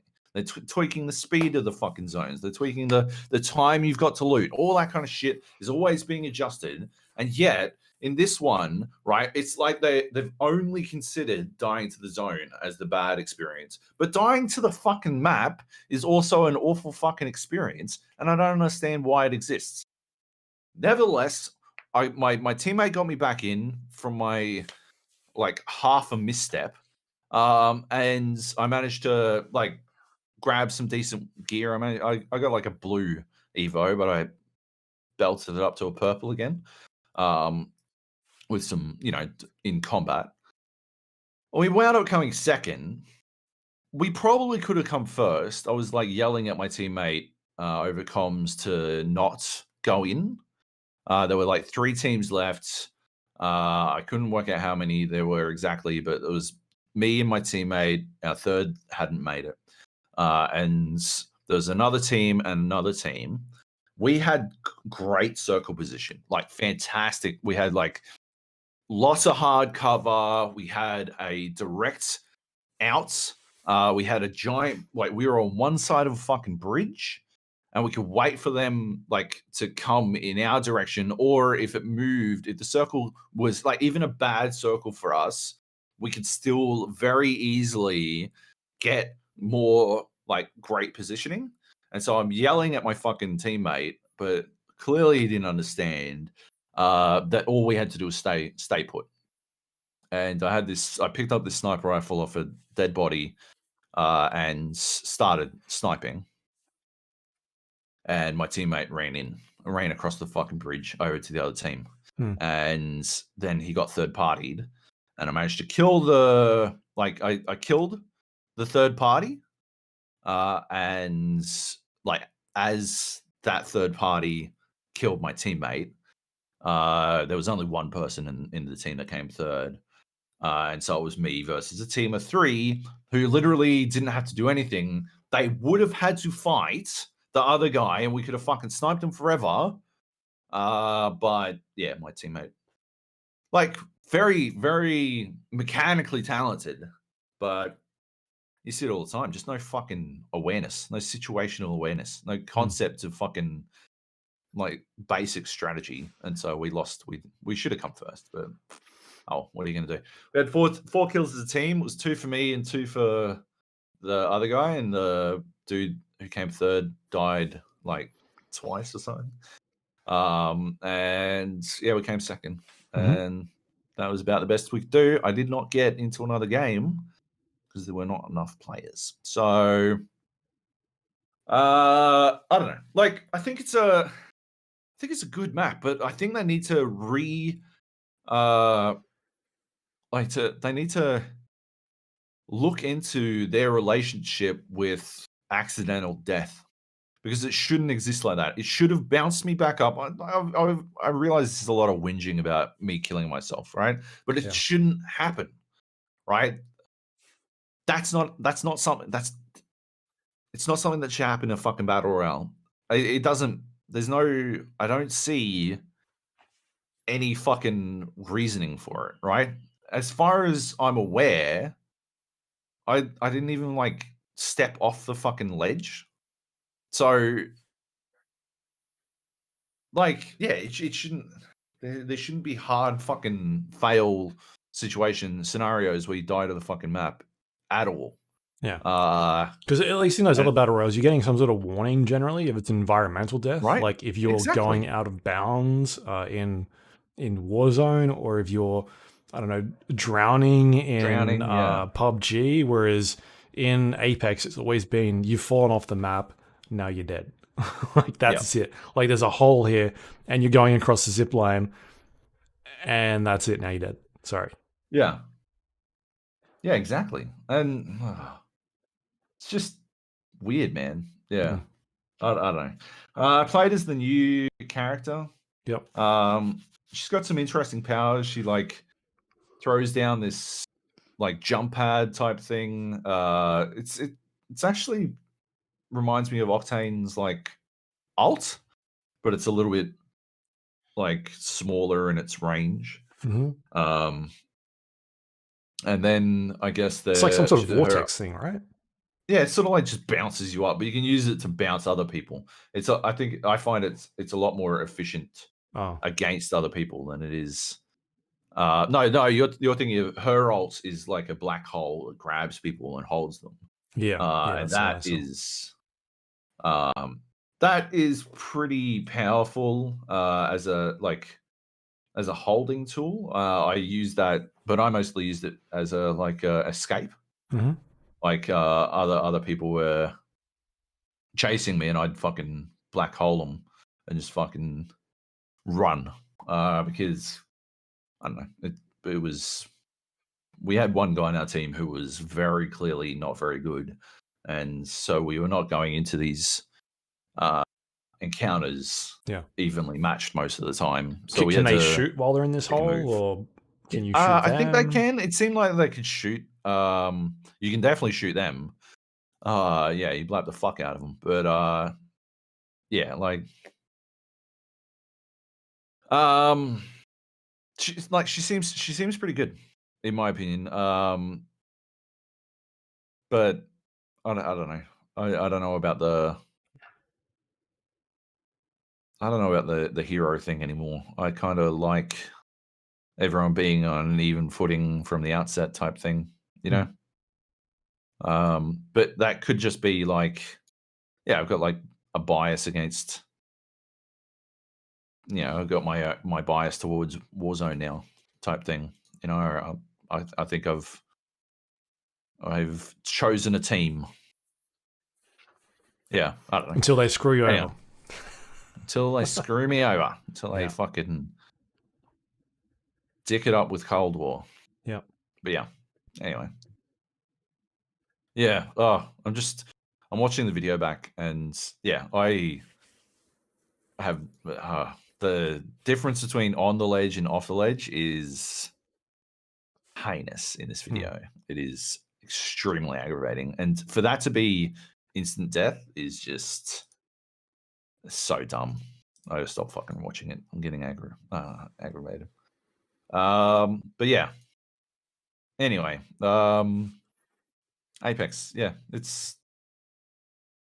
I think season 7 does like a lot of good things. I think they're doing a great job with re-engaging people with this new map. I think it's a really like nicely, like artistically pleasing map.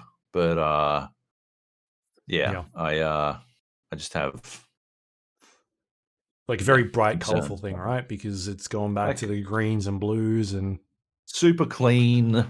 It's really pretty, futuristic. Yeah. Great design. Yeah. I guess, to some extent, I'm always going to have a bit of a issue with the pacing now, because it feels slower than Warzone, but feels like it should be faster and that kind of stuff. But yeah, I think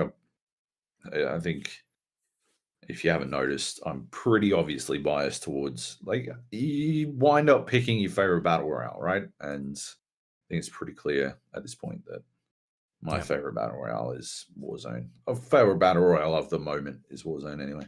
Yeah. But yeah. Did they talk about how they're doing the like map rotations? Are they just sort of sticking with the? It's just going to be the new rotating one for at least a while. And then I think they're doing like a LTE to introduce players to the new map. Like a limited time event that like gets you back into the new map and all that kind of stuff. And then it will, I think, once that LTE goes away, because that's got like faster zones to encourage you to like move around the map and learn more of it a bit faster and find vehicles and all that kind of stuff. But yeah, I think once that goes away, they'll shift to a full rotation. But I'd have to go back and listen to the thing that I was instead listening to Gilbert Gottfried. So, poops. Nice. My bad. Good times. All right. Anyway, I got exactly one game, 3 hours, one game. Good times. That sounds like I don't know, like PUBG results. Like, if they put bots into this, then I might have been all right. Got more games. All right, fair enough. Right. What else you got here? Yeah. Destiny 2. So Beyond Light is just around the corner, and I've been commissioned to do some work around Beyond Light. And so I've been checking out Destiny 2 in the lead up so I could get reacquainted with the game, doing my due diligence, and you love it. Fuck this. There are some objectively great parts of Destiny 2, and there are some fucking awful bits. And I just don't understand how they're in the same game. I guess, games are, especially a game like Destiny 2, is a huge endeavor and requires a lot of input from a lot of people. And so it's possible that the people who make all the terrible decisions never wind up talking to the people who make the really good decisions. But holy shit, I wish they would talk, because fucking hell, some of the shit that happens in this game is just, what are you doing? I hate the PvP in this game. I was awful at it for a long time, but I finally reached a point in the game where I can actually pick and choose what guns I've got, as opposed to just using whatever gives me the most light power. And so now I've got some good guns. I can blap cunts with the rest of them, but they've just, I mean, the amount of times I was complaining about Black Ops Cold War the other week, how in the beta it put me and Kleb into a game that was just finishing, and just tacked one on to our win-loss ratio in the negative column. I've had that happen like 4 times in Destiny, where I get dumped into a game at the point of no return, in a situation where victory is literally impossible, or it's me and like 2 other people against a full team of 6, and we just get fucking dicked on for the next like 3 minutes until that shithole map finishes. It's just like, well, okay, cool. I guess I deserve that. You try and get any kills, but you can't. Like, Destiny's a game where nobody wins fucking 2v1s unless they're supered up. The times of kills too long. So you just and half the time the auto aim shits the bed as soon as there's more than one target on the screen. It just sort of fucking loses its mind and can't fucking acquire a target correctly. So you're playing on console? Yeah, I'm playing on Xbox. It seems like they're doing some exclusive content on Xbox for Beyond Light. So and I'll be looking into that. So I'm playing on Xbox, which is challenging because obviously I would have fewer of these issues if I was on fucking PC. I still think it'd be a big challenge to win 2v1s on PC, but it would certainly be more viable if you weren't beholden to the impact of auto aim. Yeah. Anyway, I can black cons for fucking days though. Now that I've got guns that I actually like. I had this quest where I needed like a positive KD ratio. Anytime I got a kill, it would add a point to this quest, and anytime I got killed, it would remove a point. And I went. I must have. You just sort of do daily Crucible quests. Crucible is the PvP section. You do them because eventually, over the course of a week, you get like high quality gear. If you complete like 8 of them, and so I was doing that shit, and I was at like 0. I'd like go into games, and I'd be lucky to get 1 kill because apparently it's skill based matchmaking. But I don't know. Maybe rumors.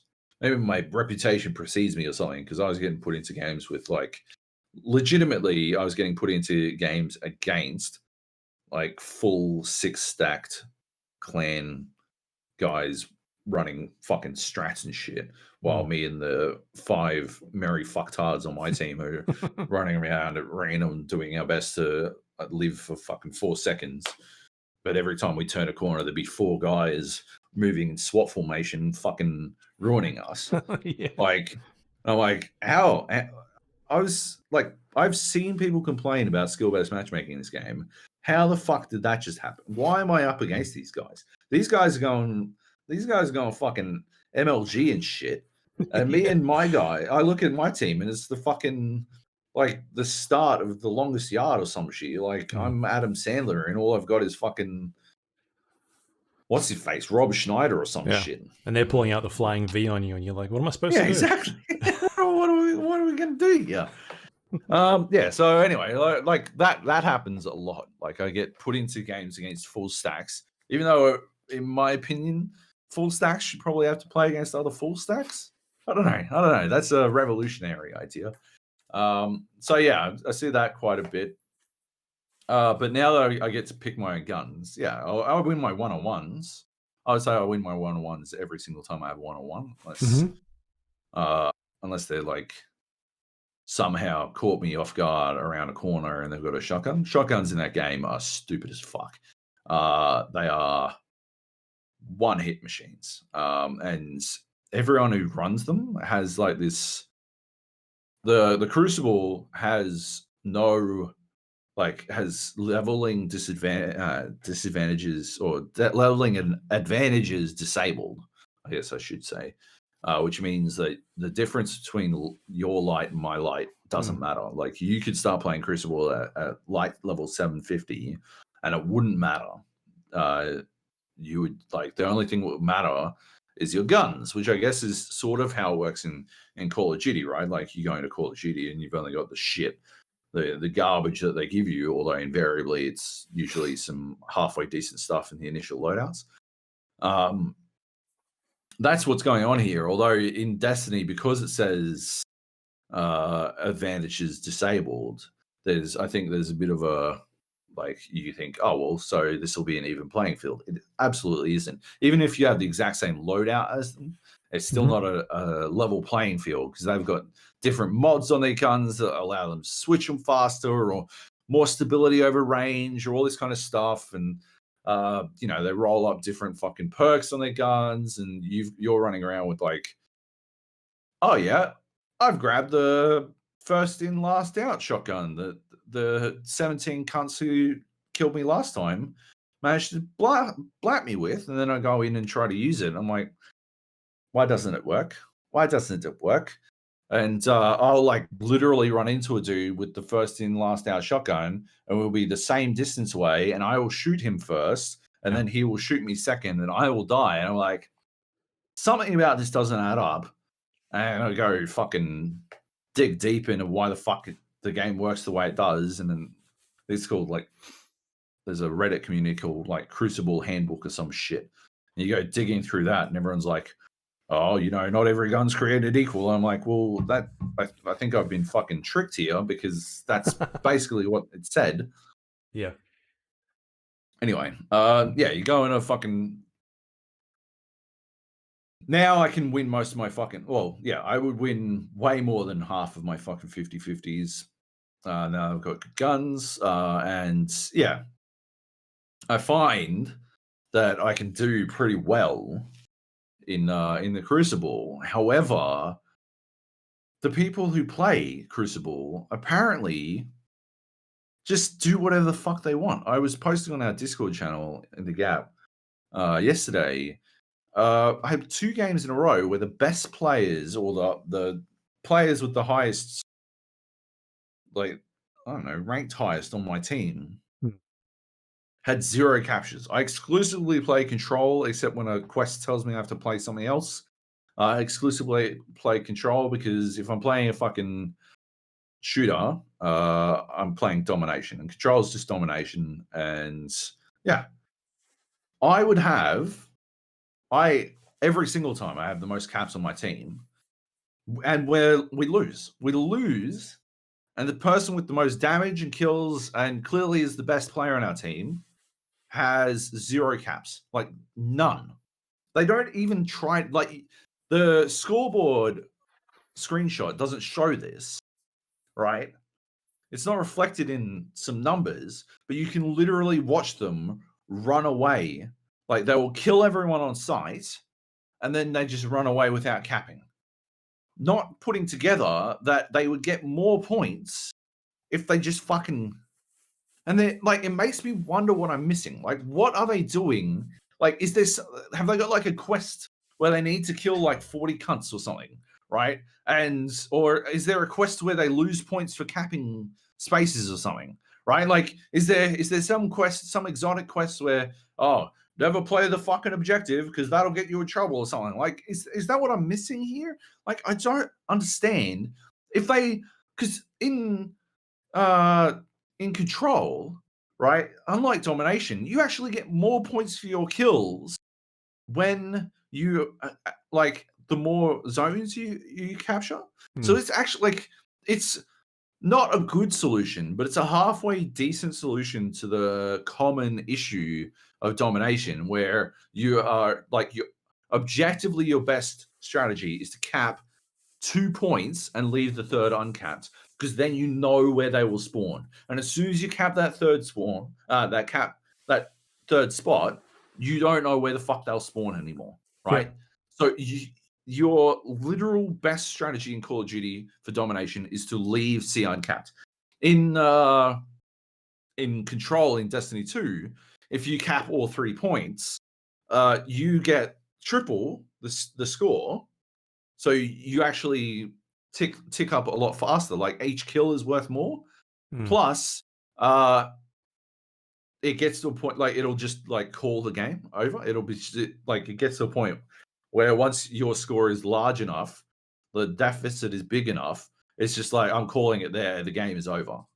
And they will just finish. You don't, like, normally games go to 150 points, but I've had games that have wrapped up at like 60, because the deficit is that big. They're just like, no, we're done. Yeah, I'm not bothering anymore. Like I don't think it's a great solution, but it is a halfway decent solution to the idea of deliberately not capping a third point in a domination mode. People, but like guys just don't do it at all. They'll just like, no, I'm not going to cap. I'm good.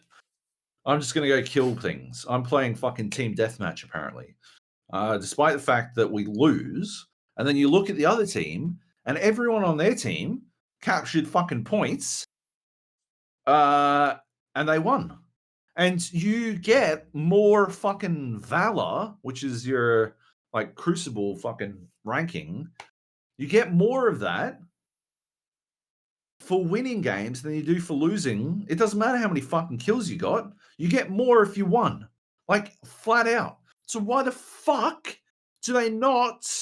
Oh my god, it is aggravating. I have deliberately not plugged my mic in. You can like join each crucible match or raid, or sorry, no, not raid, strike, or like anytime you're doing group stuff, it creates a voice channel that you can actually jump into and you can talk to people. And you'll see at the start of a crucible match, like it'll be like voice channel created, and like everyone will jump in.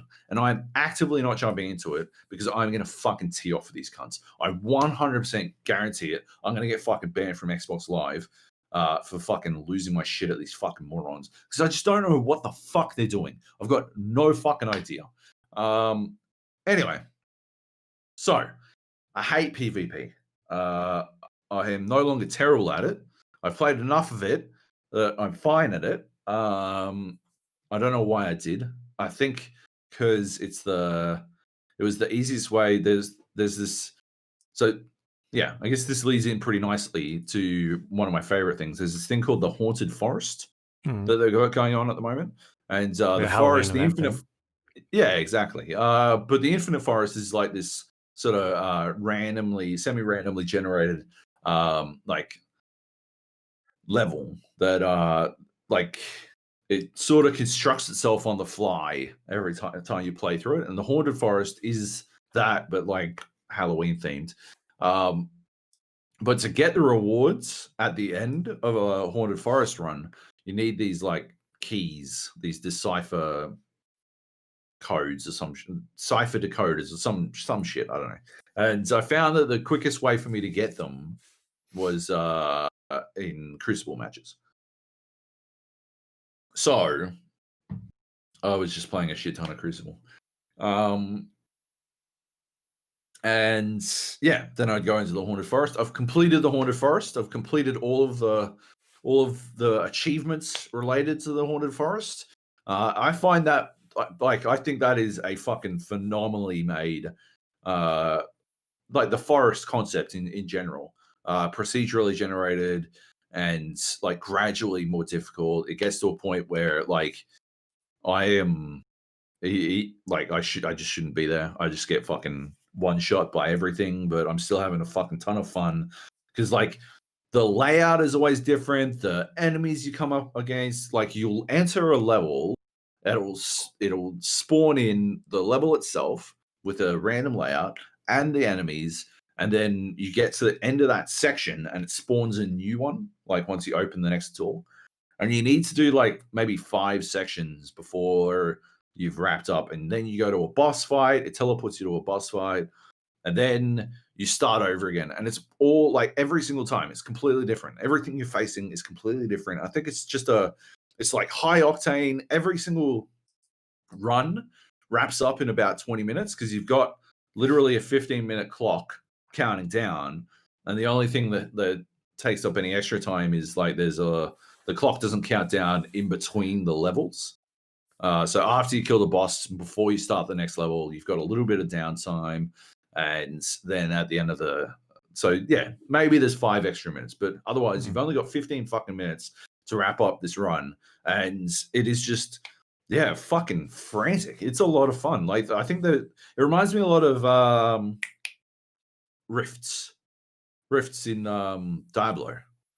All right, and I think that's I think it's on purpose, but they have replicated the concepts really fucking well. And yes, I just have a lot of fun running through those. So I wound up like, doing all of that, like knocking out all that shit and literally playing a game mode I fucking hate to earn more keys to I mean, I think that's fundamentally well designed. I mean, I wish I didn't have to play a game mode I hate, but if you're gonna do it some way, you may as well do it in like if you're gonna make people play games modes they hate, Mm. you may as well give them good fucking rewards. Like, and the best thing about it was that the reward for me wasn't uh the loot. It was the fun of playing the game. And I think that is what I missed a lot in Destiny. That is what I that's why I stopped playing Destiny in the first place, was that I felt like I was only playing to get the loot because it's a looter shooter. But when they come up with ways to incentivize you for the gameplay itself, fucking so good. Like, yeah, the Haunted Forest makes me wonder again why more games haven't tried this sort of thing. Why we haven't seen the FPS MMO genre kick off. And there's no question at all. Like, Destiny has something like 20 million players. There are a lot of people playing fucking Destiny 2. It is a popular fucking game. I think it's like number 3, I'm gonna say. 3, like top 5 on Steam. Yeah. I can check that, but it's up there. It's a big fucking game. And yeah, it's popular. It makes sense why it is popular. I'm sure it's a lot of like 8, right? Like that's still fucking huge. And that's not accounting for the fact that like if you play on Xbox at the moment, all of the expansions are on the Xbox Game Pass. So you get all that extra content for free. Whereas if you only play free to play on Destiny 2 at the moment on Steam, then all you get is the base game and all of that entails, which is still a shit ton of content. Yeah. Like, yeah, it just there is something about it that makes sense when you're playing it because it's fun. I guess that is pretty core to my opinion on video games in general, is that I want games that are intrinsically motivating as opposed to extrinsically motivating, which I guess we've talked about a fuck ton, but reiterate for our millions of new listeners, intrinsically motivating games, like intrinsic motivation is something that motivates you to play it for the you're motivated to play for the experience itself. It is the motivation is encapsulated within itself. So in video games, intrinsic motivation is you're playing for the fun of it. Extrinsic motivation is when the motivation comes externally. So games, looter shooters, like Loot. If you're playing for loot, you're being extrinsically motivated. If you're playing for fun, you're playing intrinsically motivated. The rise of the battle royale is that it blends the two pretty seamlessly. There's a fuck ton of looting. Some people love to just loot in battle royales, but there is also a bunch of intrinsic motivation in the gameplay itself. Anyway, yeah, Destiny 2 is well and truly at its best when it's intrinsically motivating. And you can see then that the extrinsic motivation stuff is only, like, in those scenarios, is only there to serve the intrinsic motivation. And yeah, I played a bunch of strikes, played some with Rasty. We were just like farting about. He was helping me do some quests and stuff, some of the like exotic quests and stuff. And like, that's a lot of fun as well. I mean, that's technically extrinsic motivation, playing with friends. The social aspect is extrinsic, but nevertheless, it's not it doesn't feel like an exploitative one, unlike looting. And yeah, that works out pretty well. The strikes are still well crafted. They're like tiny little raid scenarios. I have found myself in a couple of situations where I'm like stuck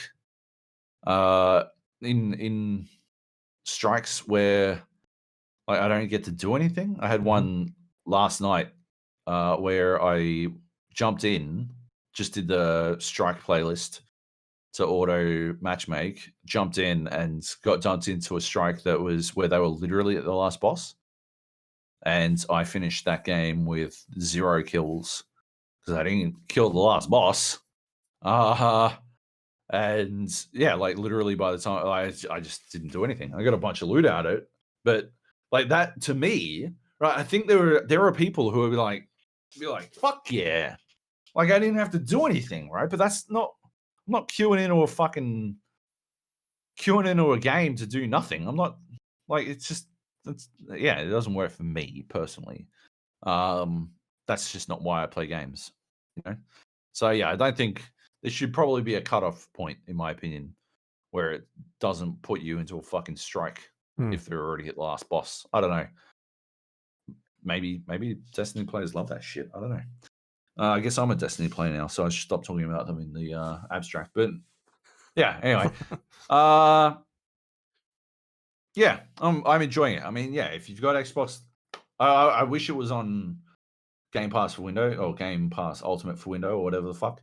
I wish it was there because then yeah, you can play all that shit on PC as well, and I would be so much better on PC. But yeah, if you've got an Xbox and you've got Xbox Game Pass Ultimate, I think it's a good time to check it out in the lead up to Beyond Light. It looks like they're making a lot of changes. They're redoing the base light level, so you don't even have to worry about loot at this point because everything you own will be leveled up to 1050, I believe Racy was saying. So yeah, it doesn't even matter if you're stuck at 750. You just find stuff you like and do stuff you enjoy. A bunch of stuff. They do something pretty weird in Destiny where they like delete stuff forever. They like fucking shelve it. It's just going away. You'll never be able to do this stuff, which I think is pretty weird for an MMO. I think there is a lot of appeal in the MMO lifespan. You know, I think WoW Classic proves it even. That there is a significant amount of appeal for the ability to go back and experience older content, like content that you might have missed because you came in late or because you didn't play for a little while or whatever. You know, like I always wanted to check out, you know, people have such fucking fond memories about Blackrock Caverns or whatever. I want to go back and check out that and have that experience. But it's difficult to do in modern WoW. You can do it, but it's difficult to do because you level up so fucking fast that, yeah, you'll be like fucking level 65 before you finish the first fucking trash mobs in Older or whatever. Like you just belt through levels in the lower end now. So you never really get that experience, but you can still at least go back and do it. Like you could go back through those raids and have a look at how they did them. And what WoW Classic, I think, proves that like people want to experience it in the form that they were experiencing it in that moment. Destiny full blown fucking eats that shit in the ocean and it's like, well, none of it existed in this. Like you just can't fucking play it anymore. It's gone. They won't trouble you anymore. And so yeah, there are a bunch of like exotic quests and regular quests and stuff going away. I believe they're deleting some of the Crucible maps, which I think it's fucking crazy because I feel like I was playing most of these maps when the game first came out, so I don't understand how they're gonna I don't know. Fucking how is Call of Duty outdoing you on fucking maps at this point? Half the time they just fucking redo a version of Shipment with a fucking basic fucking palette change, but they're still outdoing you on maps because as far as I can tell, you're still playing the same 6 fucking Crucible maps from the fucking get-go. Like it's pretty crazy. And they're getting rid of some. So that's crazy. Well, but anyway, yeah. If you got Game Pass Ultimate on Xbox, I think it's worth checking out. Yep. I wouldn't play Crucible. I fucking would not. I absolutely wouldn't. Don't bother about that fucking quest that I was doing. At least dumb shit anyway. Yeah, just check out like the Haunted Forest in particular. You can play that at 750. You can play so much stuff. Everything's scaled to be played almost from the get go, which is fucking phenomenal. And that game works really well when it's what's this? I got a good email. Once you're done, I'll say. Okay. Yeah, like it's just I don't know. It makes a lot of sense to me. The way that they've laid out the new player experience. I mean, if you're in it for the fucking story, get the fuck out of here. There's no fucking hope. None of it makes sense. The only story I give a fuck about in Destiny 2 is anytime Zavala speaks. Zavala is the concierge dude in John Wick. Lance Reddick. Yeah. Fucking Christian DeVille. Phenomenal. Absolutely amazing. Everything he says, the fucking best. I listen to him, and then and someone else starts speaking. I'm like, skip, please skip. Go back to Zavala. I don't care. Go back to Zavala. All right, here we go. Here's the money. I just need him. He should do every voice in the game. But yeah. Anyway, no, you wouldn't pick it up anyway. Like I've been watching these things, trying to work it out, and yeah, I've been talking to people. They're like, oh yeah. Let me link you to a video that sums up the lore. And I got linked to, I shit you not, Coral, a 4-hour long lore video. 4 hours. And like, here you go, this will explain it. I'm like, okay, Martin Scorsese, why don't you fucking calm down and give me the fucking cliff notes? Why don't you just play it in fast forward? A 2-hour video now. Genius. Double they speed. were like, this 4-hour video is the cliff notes. This is the shortened shit. I'm like, I've got a new solution. I don't care. Yeah, I'm done. So yeah, don't worry about the lore. You'll never pick it up. I don't think that there's anything they can do at this point. But yeah, outside of that, the play experience is quite new player friendly in my experience. And yeah, I think they've done a good job with that shit. Just jump into some strikes, crew up with some people, and have fun. And awesome. The other thing is he's got like cross save, so if they ever do go and shift it, like open up Xbox Game Pass Ultimate for Windows to all of that shit, you can pretty easily just like play your PC version, PC save on, or your Xbox save on PC, or vice versa, or whatever the fuck. It's like quite easy to do. Yeah, when I played Destiny 2 a couple months back, I grabbed my PlayStation 4 save and transferred it across to the PC one. So that was pretty simple, pretty basic. Yeah, exactly. All right. Anything else to add? All right. Or are you done with that? I don't think so. Yeah, I'm all done. Yeah, what is this about? Oh yeah, so while you were talking, I got an email sent through. We got a key for Ghost Runner. Oh, nice. Yeah. So I'm excited to play that because hearing some good things about it. So I guess we'll talk about that one next week. Indeed. I don't know. Did you put a request in for it, or you didn't bother? I didn't yet, no. But I guess I should. I sent you guys a link. I know, and I just didn't do it. I've been busy. Okay. Yeah, fair enough. I've also been very busy. I reviewed Watch Dogs Legion this week for Survivor. Ubisoft sent through some early codes last week, so I've been pretty full on with that one, trying to get that out. So if you want to check out my complete thoughts, you can go to survivor.com, check out my Watch Dogs Legion review. Basically, this is I guess a sequel to Watch Dogs and Watch Dogs 2. Takes place in like a futuristic London where a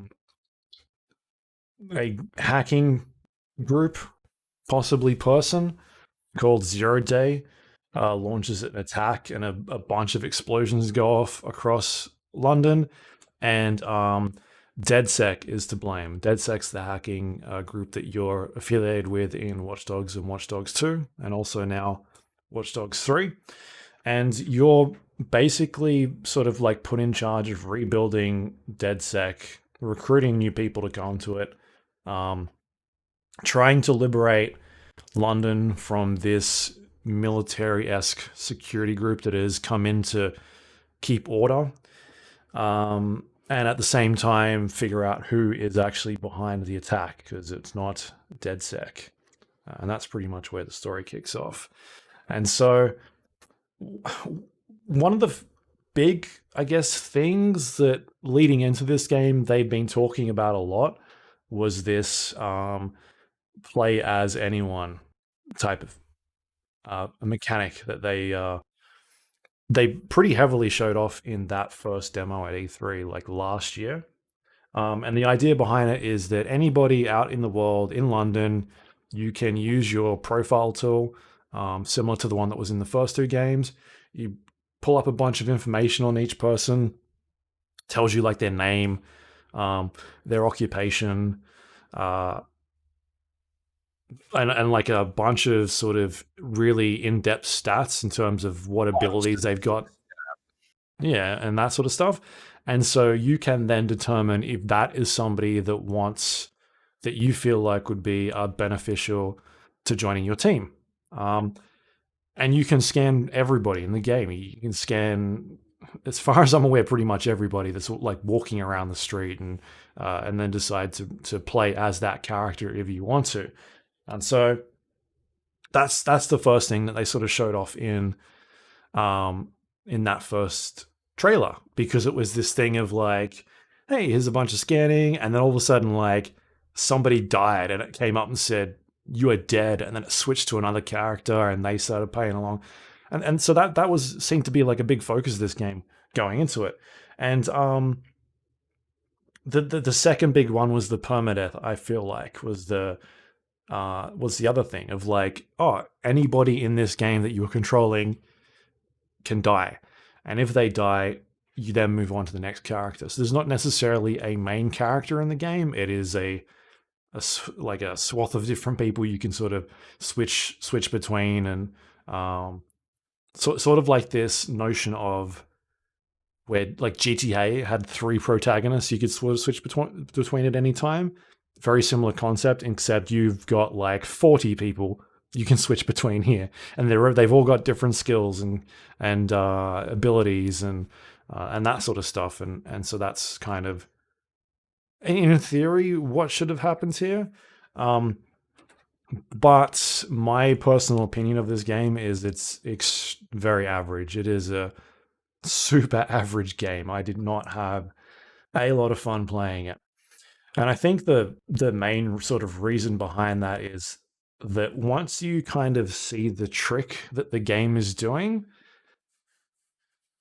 that is where you start to lose a lot of focus on it and realize that it is a trick and that it's not as deep as what it could be and is. Yeah, and then I think from there it just completely starts to fall apart. So I guess the first time, because you talked about it a couple months back, and again in preview sessions, it's very hard because you get a couple hours to play something, and you don't get to play the 25 hours that I played something, right? It's a very different experience. So you see things in this small snippet of like a very controlled environment that developers want to show you, and then when you get out there and you start playing it properly, you're like, oh, okay, I see how this is working. And that's kind of the thing. So they can, once you understand the trick, it sort of is like, oh, well, that's not as impressive as what we thought it was going to be.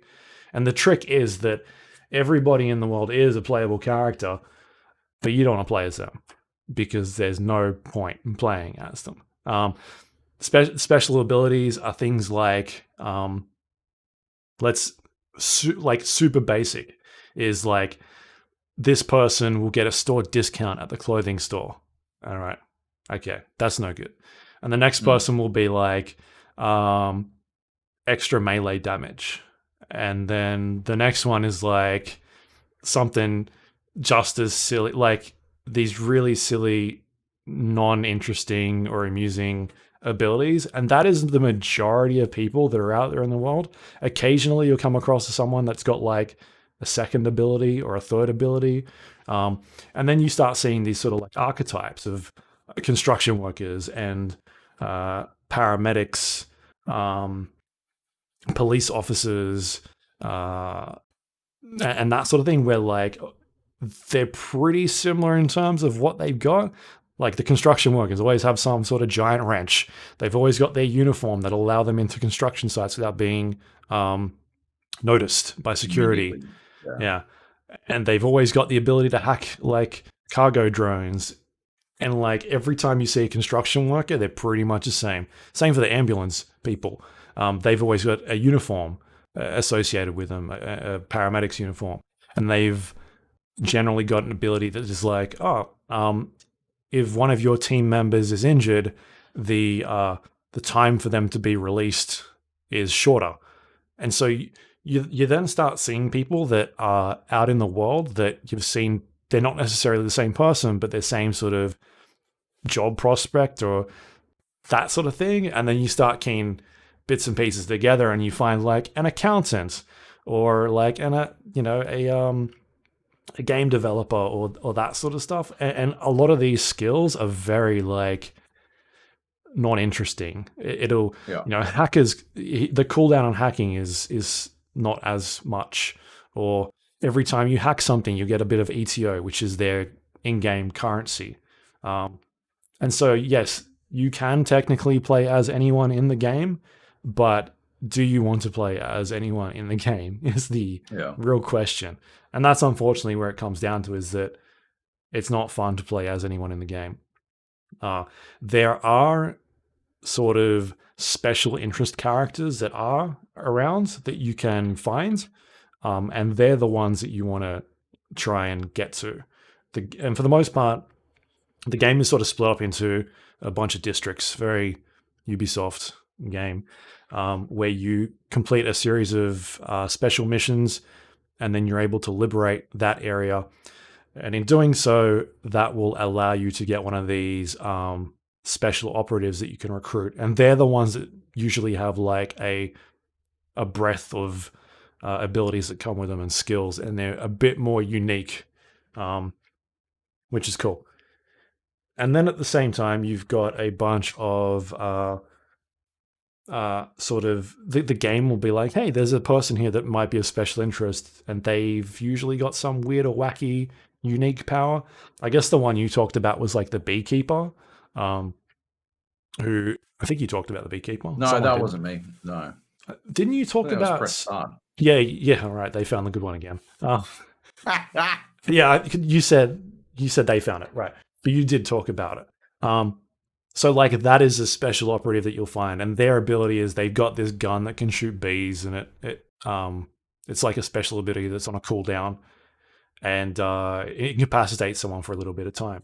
And so like there's that, or there's a like a football hooligan that you can find, and they're able to call in their mates to come help them fight. And you can find a protester that is able to gather a bunch of people around and has like a gas grenade. And so you start finding these recruits that are a bit more higher tiered level, and they're the ones that start to get really interesting. But at the same time, their abilities just don't really like offer much in terms of the differences of attacking a certain mission. Like they've got these sort of abilities that you can use once every 30 seconds, and that's probably about it. And they're usually like these one note, like, oh, I've used it, and now I just kind of have to play the game that I have always played. Because at the end of the day, it's majority of the time it's supposed to be a stealth game. You can obviously go into it not as a stealth game with like a machine gun and just shoot everybody. But they try and give you options to be a stealth game. So there's obviously a big emphasis on hacking as well that's in there.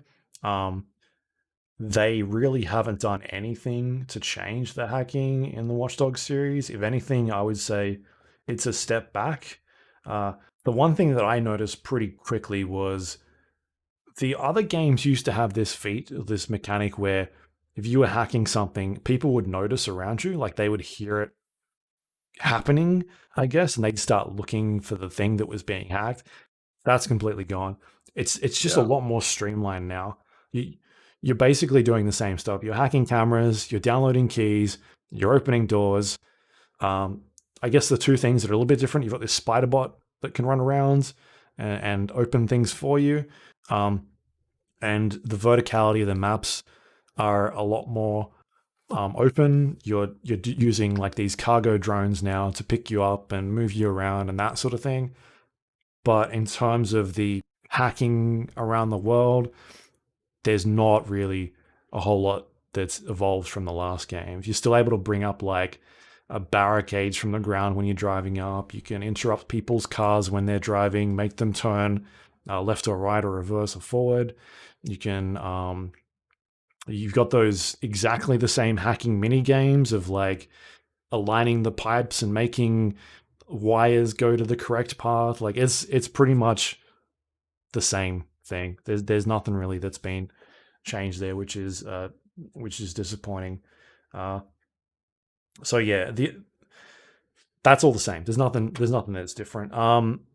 The leveling up of progression system is a little bit different. You're earning like tech points that is spread out throughout the world, and sometimes you'll get one for completing a main mission. You use those tech points to unlock extra gear for your characters to use, and some of them are passive abilities. The one that is sort of the first one that I would go for is this ability that sort of shrouds your enemies once you do a takedown on them, and it sort of makes them like invisible, like a predator cloak type thing while on the ground. No one can see them, and that's pretty important, especially if you're playing as a stealth game.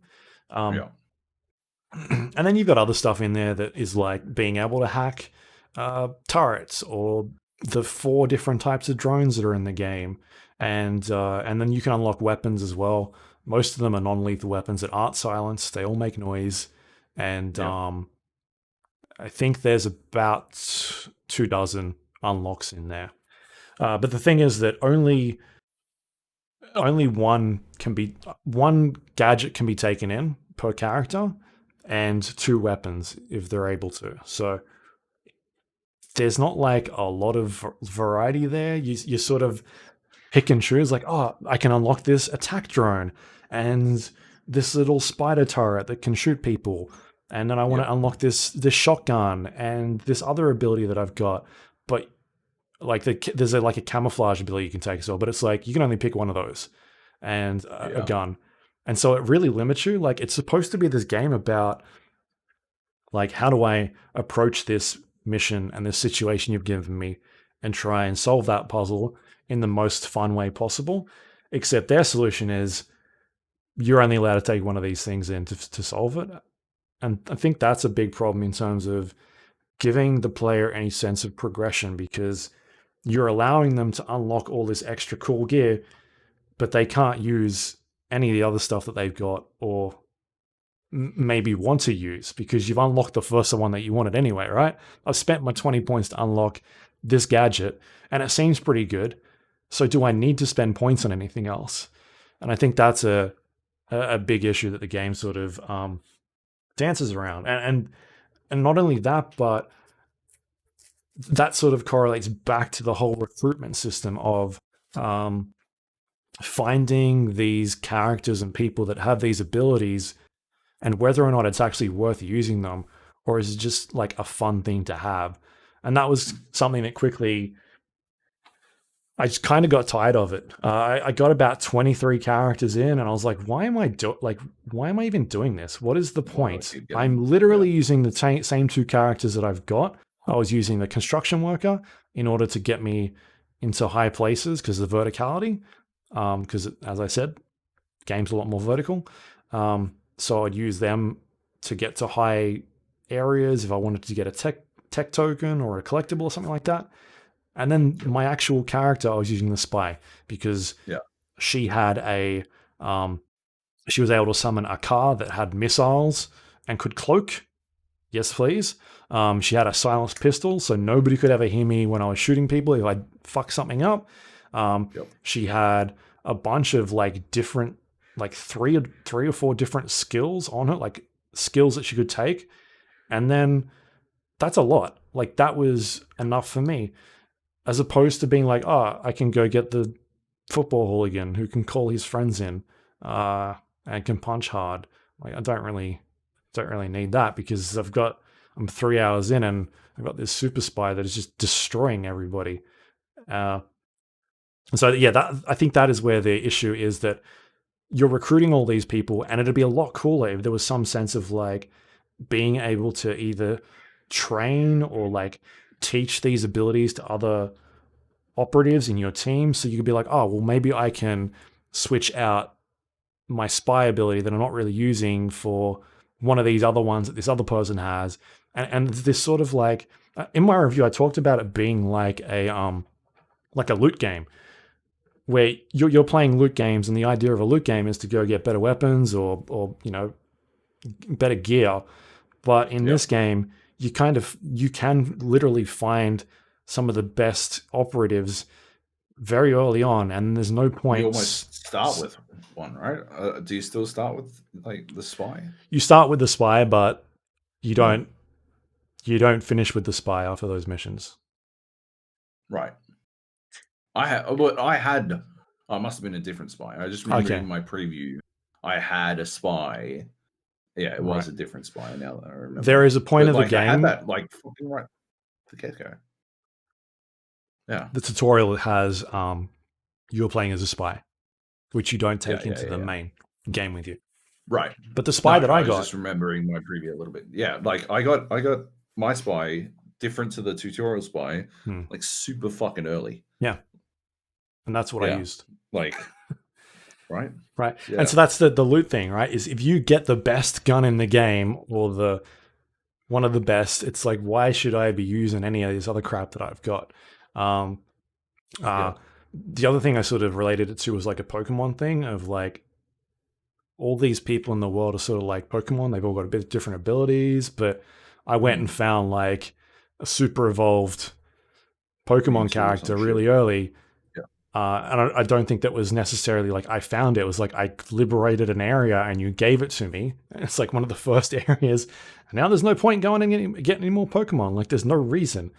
And so that to me is a sense of bad design from the progression standpoint, because I don't want to use any of these other characters.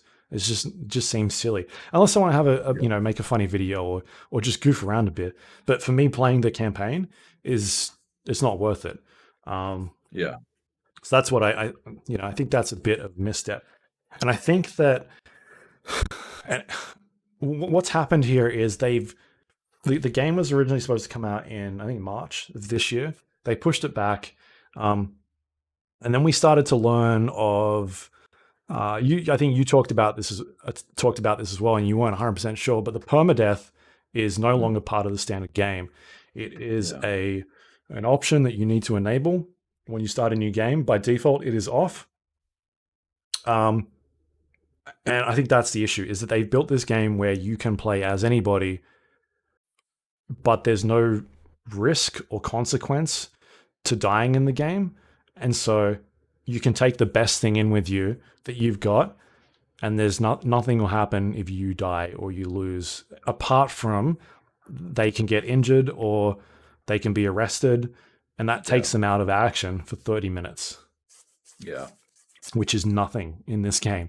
It's even less if you've got a character in your team that can get them out of that place quicker. Like if they're a paramedic and they've got the ability to heal people quicker, or if they're part of the police and they can get I think there's like a lawyer or something that can get people out of jail quicker. Like unless you've got that, so that actual risk is even less. Like, oh, I can now switch to I won't take my spy.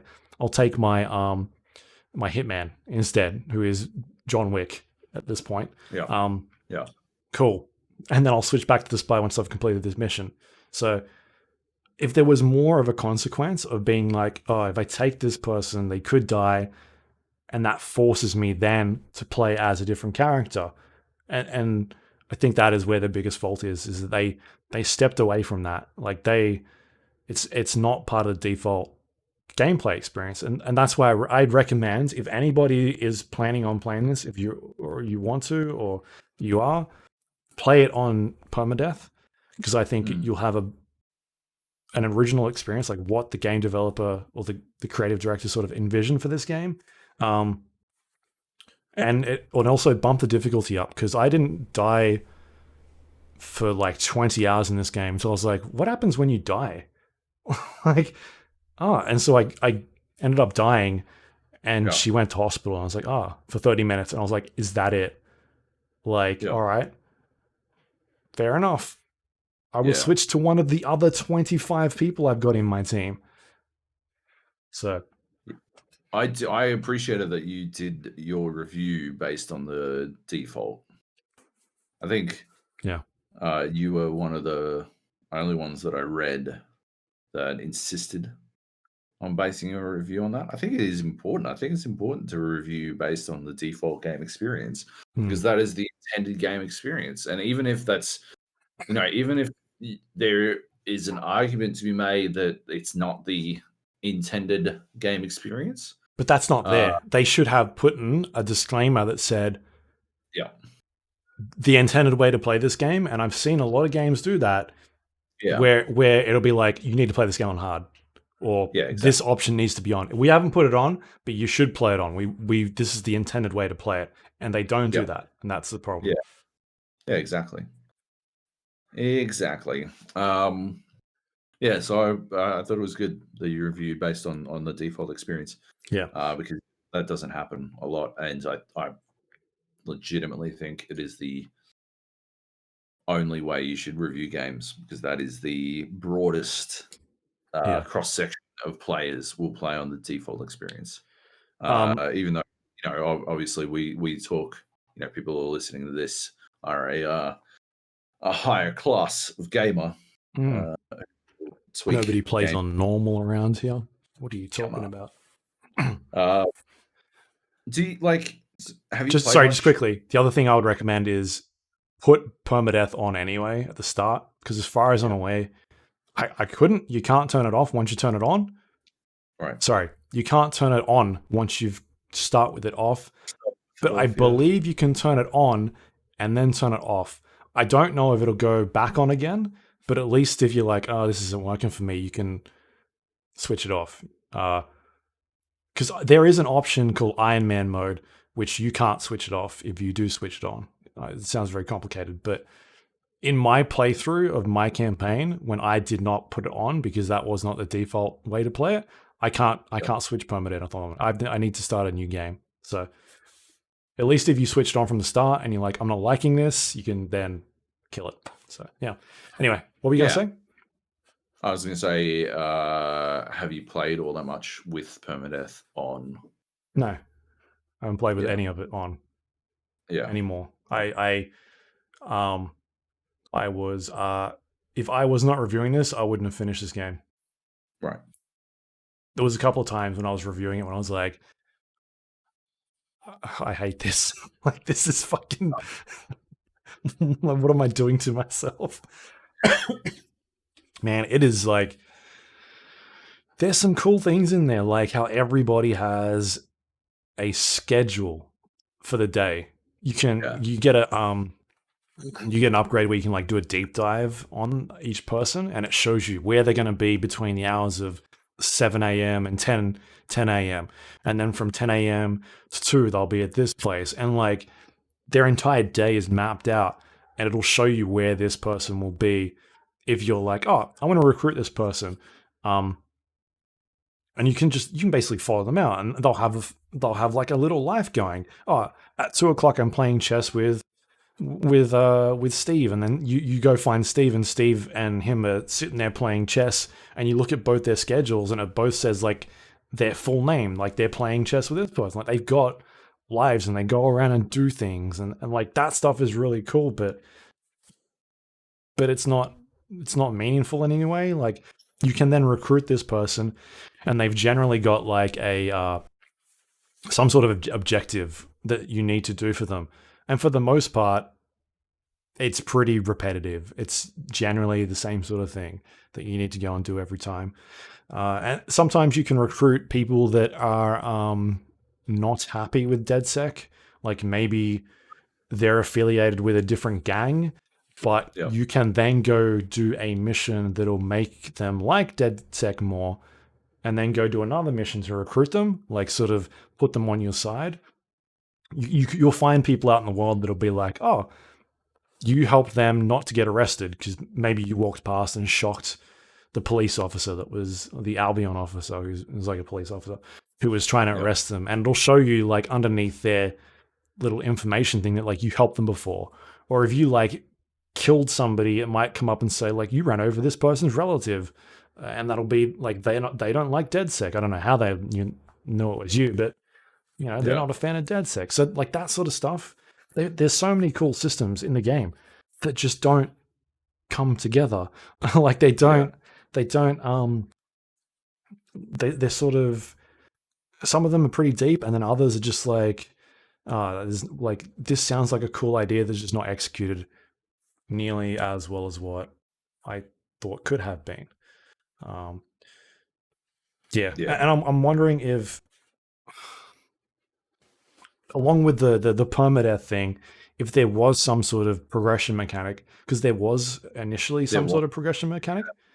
Yeah. And I wonder if that could have helped fix up a bunch of these things, or like being able to, like I said, switch abilities in and out, as opposed to just using the ones that this person is bringing into the team. I just don't like. I'm not trying to be mean, but I heard that this game was in development for about 5 years, and I don't know what they did for 5 years. Yeah. I think to me, it smacks of, like, the complaints that you have smack of interference. Yeah. Like, like corporate bigwig interference type thing. Because it sounds like an incredible storytelling engine. The sort of thing that,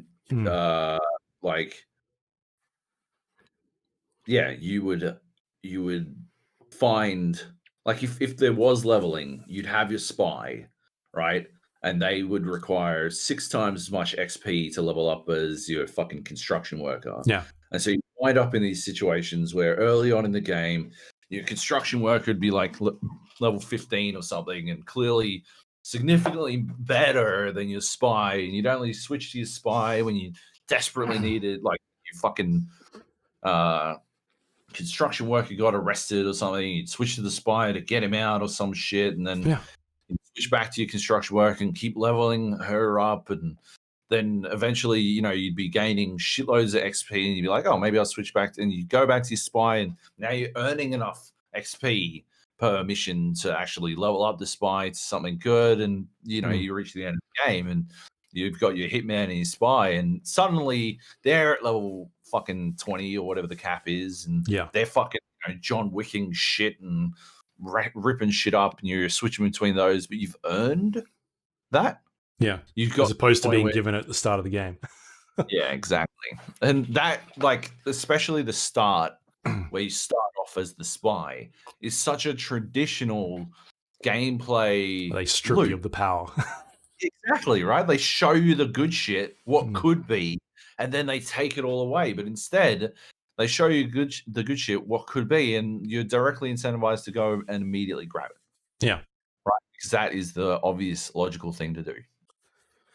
So there's a point in the game that happened to me where one of my operatives was kidnapped.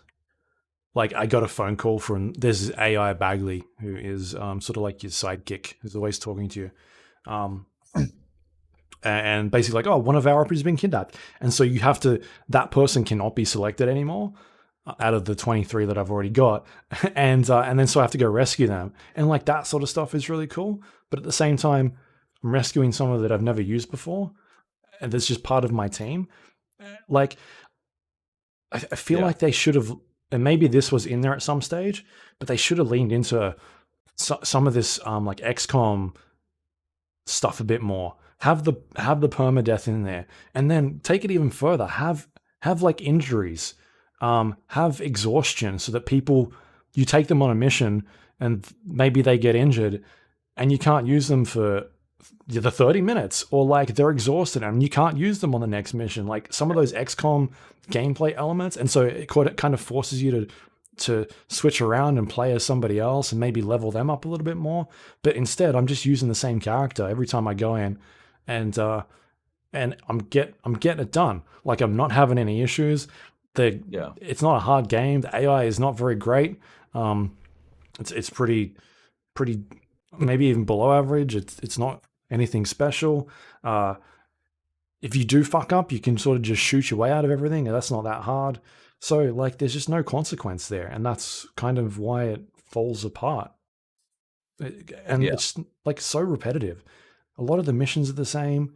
It's usually going into an area, stealthing your way in, scanning something, and then leaving, or it's rescuing somebody, or executing a VIP, or like there's just not a lot of variety that's in there.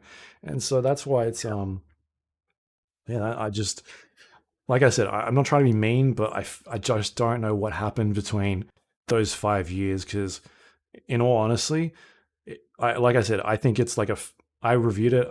I would have given it like a 5, a 5.5. I was sort of tossing up with. I think we decided on a 6 on Survivor, but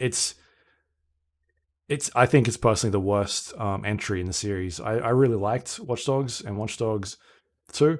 Watch Dogs obviously got a lot of flack for it's not looking like what was shown, but that's just a visual thing. I still enjoy a lot of the gameplay. I really liked 2 with what they were doing. The co-op was really fun, and invasion systems.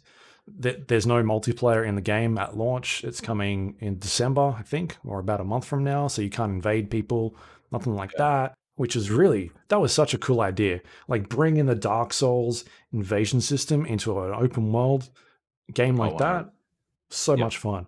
That's not in there anymore. So yeah, I just think it's a massive setback for this franchise. It looks so cool and promising, that had some extremely interesting ideas that would have, I think, changed up the sort of way that we look at open world games, and they're gone. Like they're not in there anymore. I'm sorry, that's not correct. They're in there, but they've been like pushed to the side, and it's just this really generic, like even with the super repetitive missions, at least that would have made it a little bit more interesting. Like be able to play it a certain way, but it's not. It's like blur. It's so uninteresting. The story, man, I could not care what was going on in the story, because it's like a very different tone to the first 2 games. Like 2 had this. Let's start with 1. 1 had this protagonist, Aiden Pierce, who was, people didn't like him at all. They thought he was very bland and boring and all that sort of stuff. But at least you had some sort of connection with the player, right? And then 2 set you up with these characters. You had this little like ragtag team that was in San Francisco, and it was a bit more playful, a bit more silly. You had like rip-offs of Silicon Valley, and there was like I can remember stuff in that game still. The Google campus, like the rip-off of that was in there, and just this very like GTA-esque vibe to it. But this one is, the tone of it is very different. There's a little bit of humor. Most of it comes from your AI companion, Bagley. And the rest of the story centralizes around the supporting cast of DedSec, these voices that are in the team that you're not really playing as. That's where you get a lot of the story from. But then you've got your playable characters who do chime in every once in a while, but they're just like so replaceable. They could be anybody. Like you switch from the spy to somebody else, and although their voices and are sounding differently and they're saying slightly different things, my spy's still going like "fuck yeah" and things like that, and just like, all right, that is like they're just so blank and boring.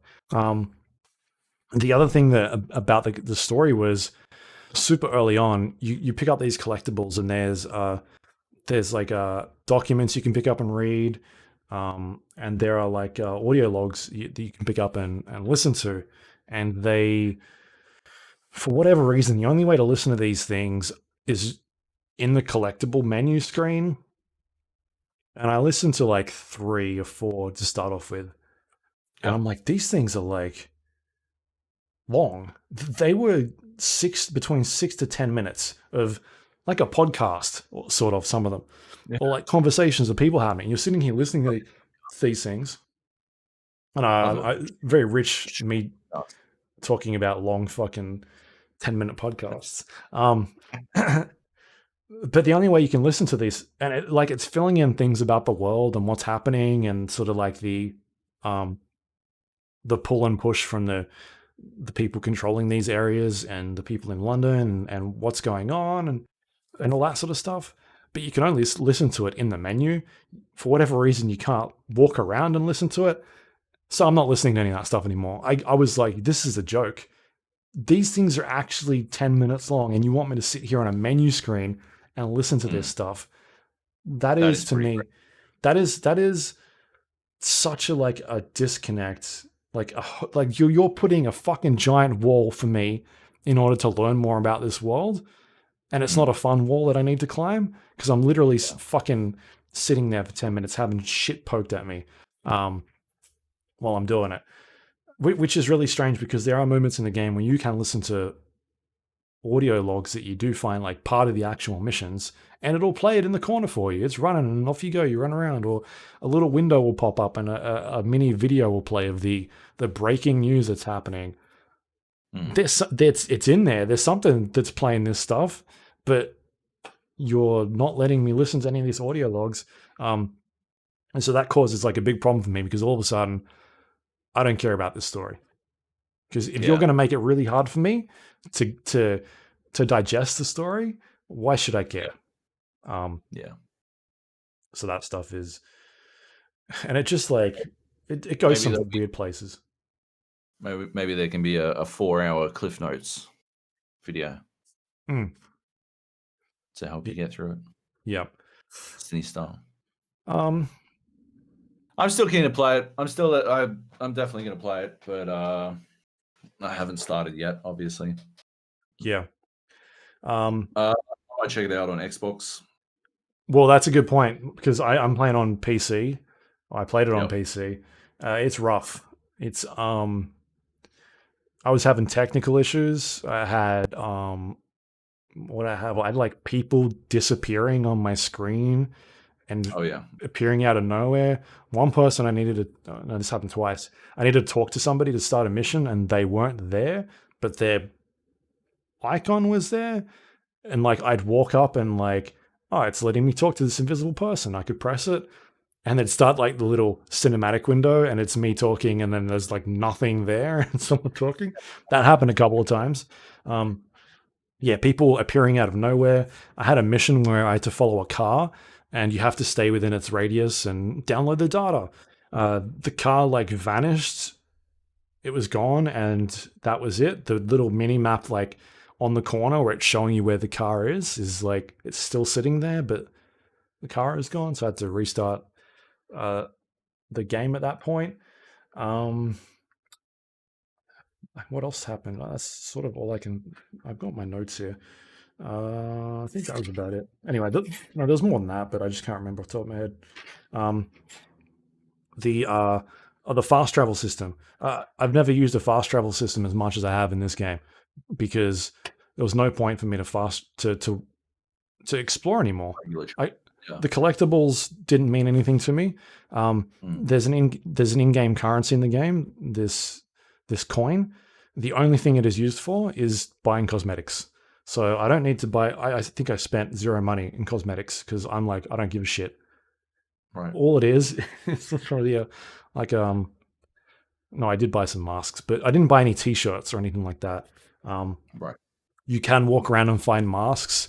You can find those collectible things I was talking about, the data pads and audio logs. But at that point, like, I don't care about the cosmetics. I don't care about the collectibles, engaging more about the story. The only thing I kind of care about is the tech points at this stage. And when I unlock the things that I wanted to, I didn't need to unlock anymore because I didn't need them. Like I wasn't interested anymore. I maxed out everything on the gadget screen, and then like some of the guns and things like that. I'm like, I don't really need that. Like I've got the gun that I need to on my spy or my construction worker, so that didn't matter anymore. Uh, yeah.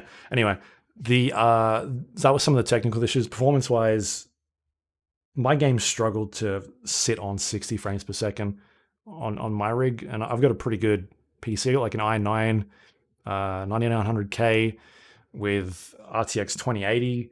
I ended up playing on, I think, medium graphic settings to try and get it to stabilize because it was struggling a lot on high. And I had ray tracing on at one stage. I ended up switching it off because it was just sometimes I'd have like 80 frames per second, other times I'd be going down to like 40. It was just very like inconsistent all over the place. But in saying that, it's got one of the best benchmarking tools in a game that I've maybe ever seen.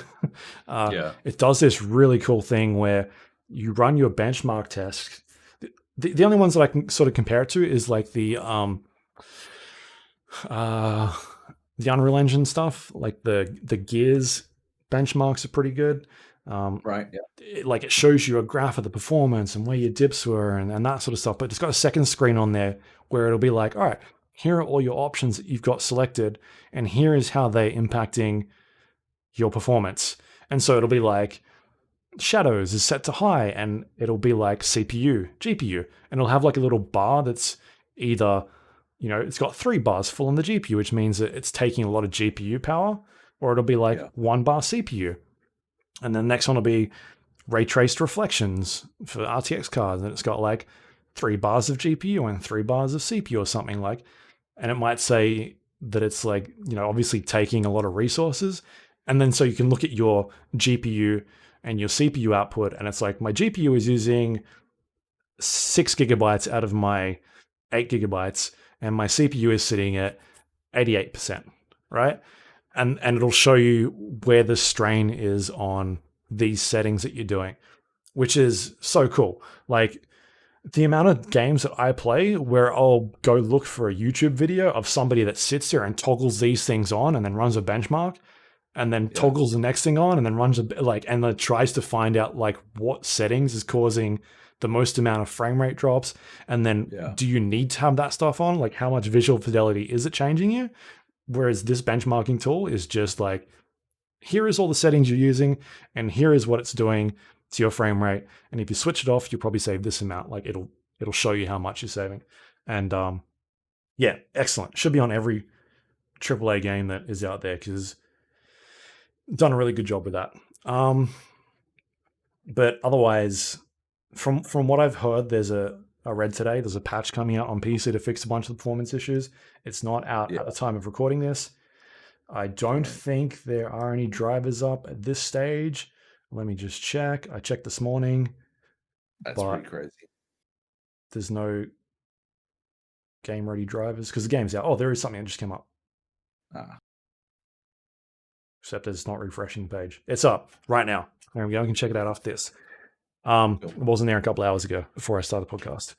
But the game ready drivers are now out for Watch Dogs Legions. I'd recommend installing that. I will go see what that is running like after we've done recording here. And then also install that new patch it's supposed to fix. From what I've read, RTX cards, performance issues on PC, and a bunch of performance stuff on consoles as well. So, yeah. Hopefully they can do something because it's just everywhere. Like it's so unstable on PC right now. Like I don't have a bad computer. I've spent thousands of dollars on this thing, and it's not even a year old. And I've actually got it below their recommended settings on those. Right. That thing we talked about last week of like here's what you should be running it on. I've heard about cards like 3090s that are trying to run this thing at 4K and struggle. Like they're not hitting 60, like the brand new cards that have come out. So hopefully they fixed whatever is going on in that game. But at this stage, my experience has been not great. Any other questions that you have about it? I don't think so, man. I mean, yeah, it's disappointing that you didn't have a good time with it. I'm still very interested to play it myself. I had a good time with my preview session. Although I will admit that I don't know if I said it on the podcast. I did feel like I may have mentioned that I felt like there wasn't a lot of incentive to play as the other characters on the Yeah. podcast. I definitely didn't write it in my preview because I went for like a sort of a more narrative driven preview. Maybe that's the thing, Yeah, right? Is that I played for 5 hours, 3 hours, 5 hours, and I was like, yeah, I'm having fun. This is cool. yeah, yeah, And then you get 10 hours and you're like, this is getting very repetitive. And yeah, then by like hour 16, I'm like, what the fuck?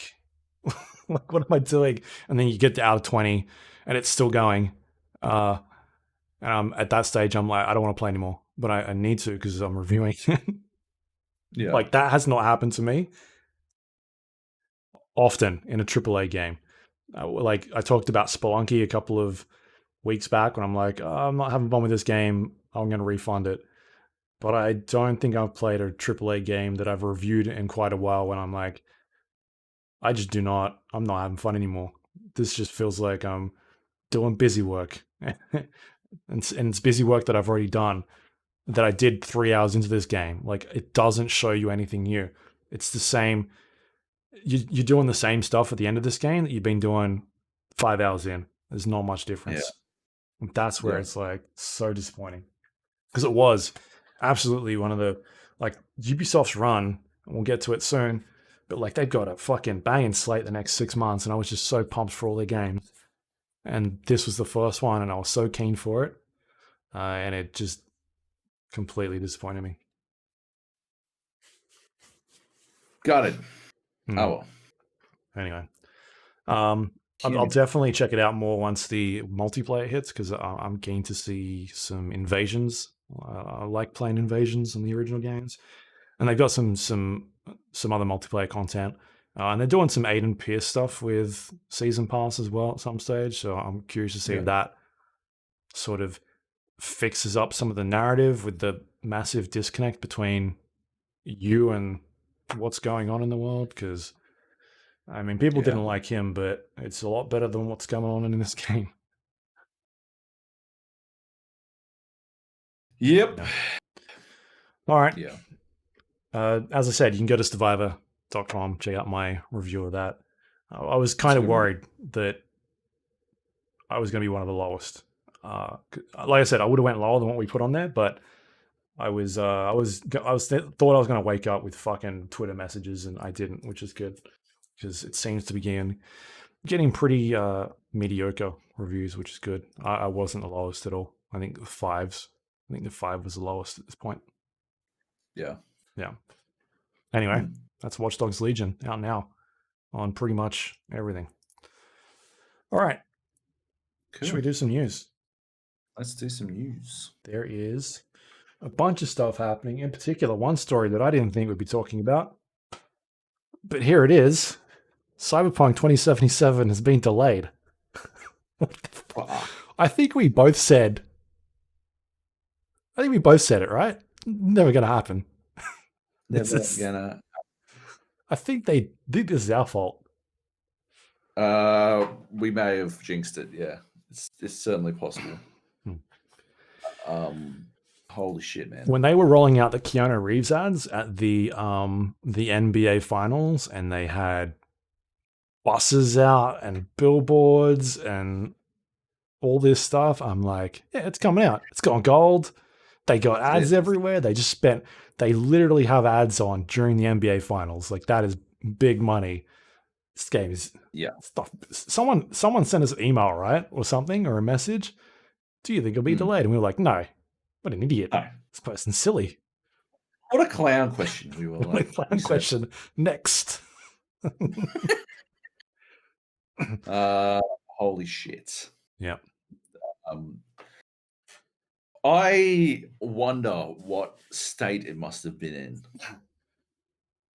if the day zero patch that was coming couldn't even fix all of the problems. Either they're at this point so paralyzed with fear of not putting out the greatest game of all time because expectations are at an all-time high, or it was like straight up taking like AMD computers out or something, like it was like just fucking executing any AMD CPU on fucking launch. Like that is like, those are the two options in my opinion.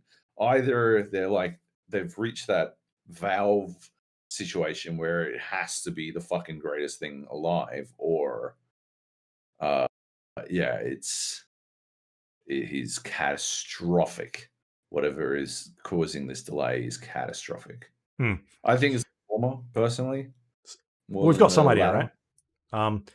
So they talked about the main reason is everybody's working from home at this stage. They've got studios all around the world, and they're having to test 9 different versions of the game. So they're testing the Xbox One, Xbox One X. They're testing Xbox Series S, Xbox Series X, PlayStation 4, PlayStation 4 Pro, PlayStation 5, PC, and Stadia. From what I've read and from what I've been reading on Twitter posts from media and that sort of thing, the biggest problem is coming from the, what do we call it now, last gen consoles. So the Xbox Series, the Xbox One X and One, the PlayStation 4, PlayStation 4 Pro, which is going to be your biggest install base. And they are not happy with the performance on those devices. And so they're not willing to put it out as of yet. The release date has been moved from November, was it 19th? Yep. Somewhere around then. They pushed it back to December 10th at this stage. What do you think? Is it going to make December 10th? I don't fucking know anymore. Like, to give people an idea at home, we probably would have had review code for this next week. We were being told it was coming next week. That's how close they pulled this thing. Yep. Yeah. I don't know, man. It can't, like, it doesn't make Game of the Year. Well, no, not at Game Awards. So the Game Awards cutoff was, it sounded like they were moving things around for Game Awards to sort of fit in Cyberpunk and the next gen launches. So I don't know. I feel like I've got too much info on this. I don't know if it's been made public, but there was room for Cyberpunk to make this at this stage. And this Cyberpunk thing came out the day after we got told that Cyberpunk would be eligible. They made room. Yeah.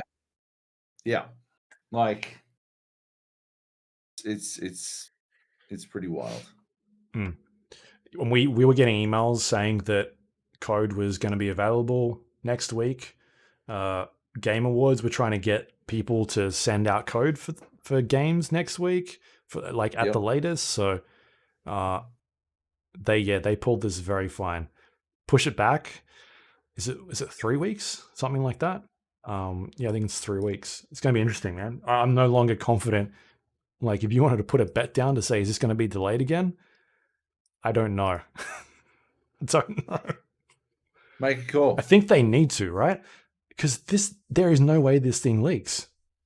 I don't see that happening. Like, it's going to end up on a shelf somewhere in one of your big, I think I wrote on Twitter or somewhere, might have been our Discord channel, like, it'll end up on the shelves in Target or like Kmart or something. Like, that's going to happen.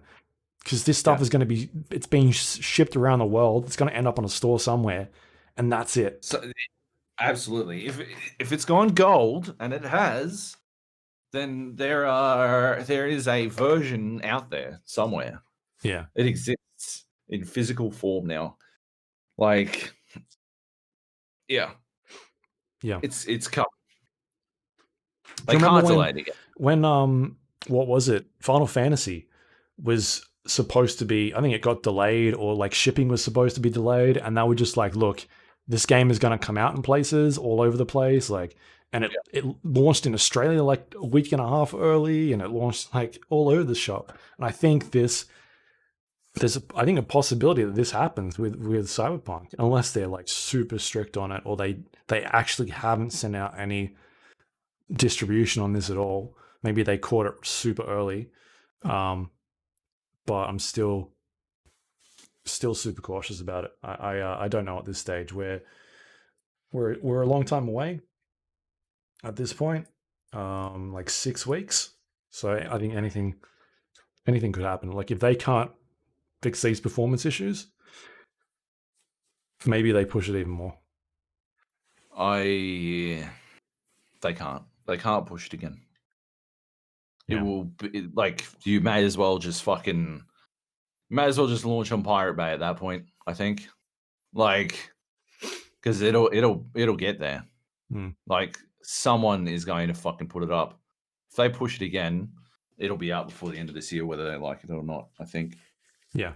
That's my opinion. And I don't think if they were to push it again, they're not going to push it back to fucking December 20 or some shit. It's not going to be pushed 2 weeks.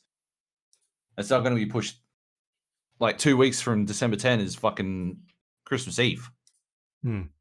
Like, they're not pushing it to Christmas Eve. They're not pushing it 1 week. What would be the fucking point? Like, nah. It gets pushed to January for sure, and there's no fucking way in hell. I will make this bet. I will eat spaghetti Skittles if it gets fucking pushed again. Right. I think. Do you want to make the bet? Do you want to make the bet? I'm betting anything. Chicken ass. So we should know about this. I'd say probably the 25th or 26th, whether or not it's being pushed back. Because if they were doing 2 weeks early for review code, probably see it around about then. If we're not getting review code around that time, then it's something's not right. So I don't know. We'll see. True. See what happens. All right. That was Cyberpunk. Other things have been delayed as well, Joab. FarCry 6 and Tom Clancy's Rainbow Six Quarantine also announced as being delayed today. Don't have a new date for FarCry. It's going to be within a year, they're saying. So that could be 2022 at this stage. I don't know. Like, are you surprised about this at all? At this point, very much not surprised. I'm surprised that games are trying to release on time at this point. 2020's been one hell of a year, and I don't find it surprising at all. I don't think we have enough information about why FarCry was shifted at this point. FarCry did put out a statement while we're recording as well. I don't have it though. So these initial reports were during an investment call this morning. I just don't think there's enough information. I haven't seen it, but I don't think it'd be all that much different from the complications of COVID have led us into a situation where blah blah blah blah blah blah blah blah blah. Like, it seems flippant, but like, that is going to be the reason for a lot of fucking pushes at this point, because what else can they do? Like, shit's fucked, yo. Everyone has had to adjust significantly to a brand new fucking form of working, and there's always going to be productivity lost. And at the same time, we're in the midst of a fucking global pandemic. There's going to be productivity lost to that. Like, there are just extenuating circumstances that everyone has to deal with. And as a result, games are going to get pushed back. I'm surprised that fucking consoles are coming out on time, to be honest. Yeah. Do you think they'll be pushed back? Well, we didn't know what on time was until fucking a month out. So, like, I think the only thing that saved them from having to push back the launches of these consoles was the fact that they didn't say when they were going to fucking launch the consoles until the last minute. So, Radio. Any thoughts about Quarantine? I didn't even know that was coming out, like at the start of next year, or if it just got pushed back.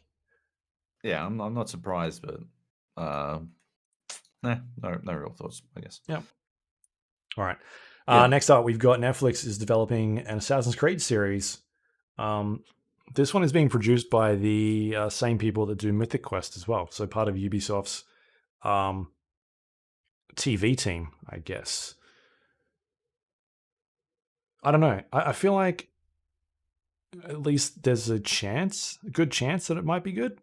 Judging by sort of Netflix's how they've been handling The Witcher and some of the other stuff they're doing. So I've got my hopes a bit more up compared to what they did with the movie, because that was a Well, it couldn't be travesty. worse than the movie. You Couldn't be can't say worse, that. you know? It might be. No, they'd have to actively be trying to make something worse than that fucking movie. What I remember of it anyway, I was extremely drunk and I fell asleep in the movie theater. So, Yeah.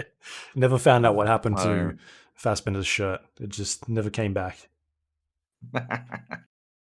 Yeah, who needs it?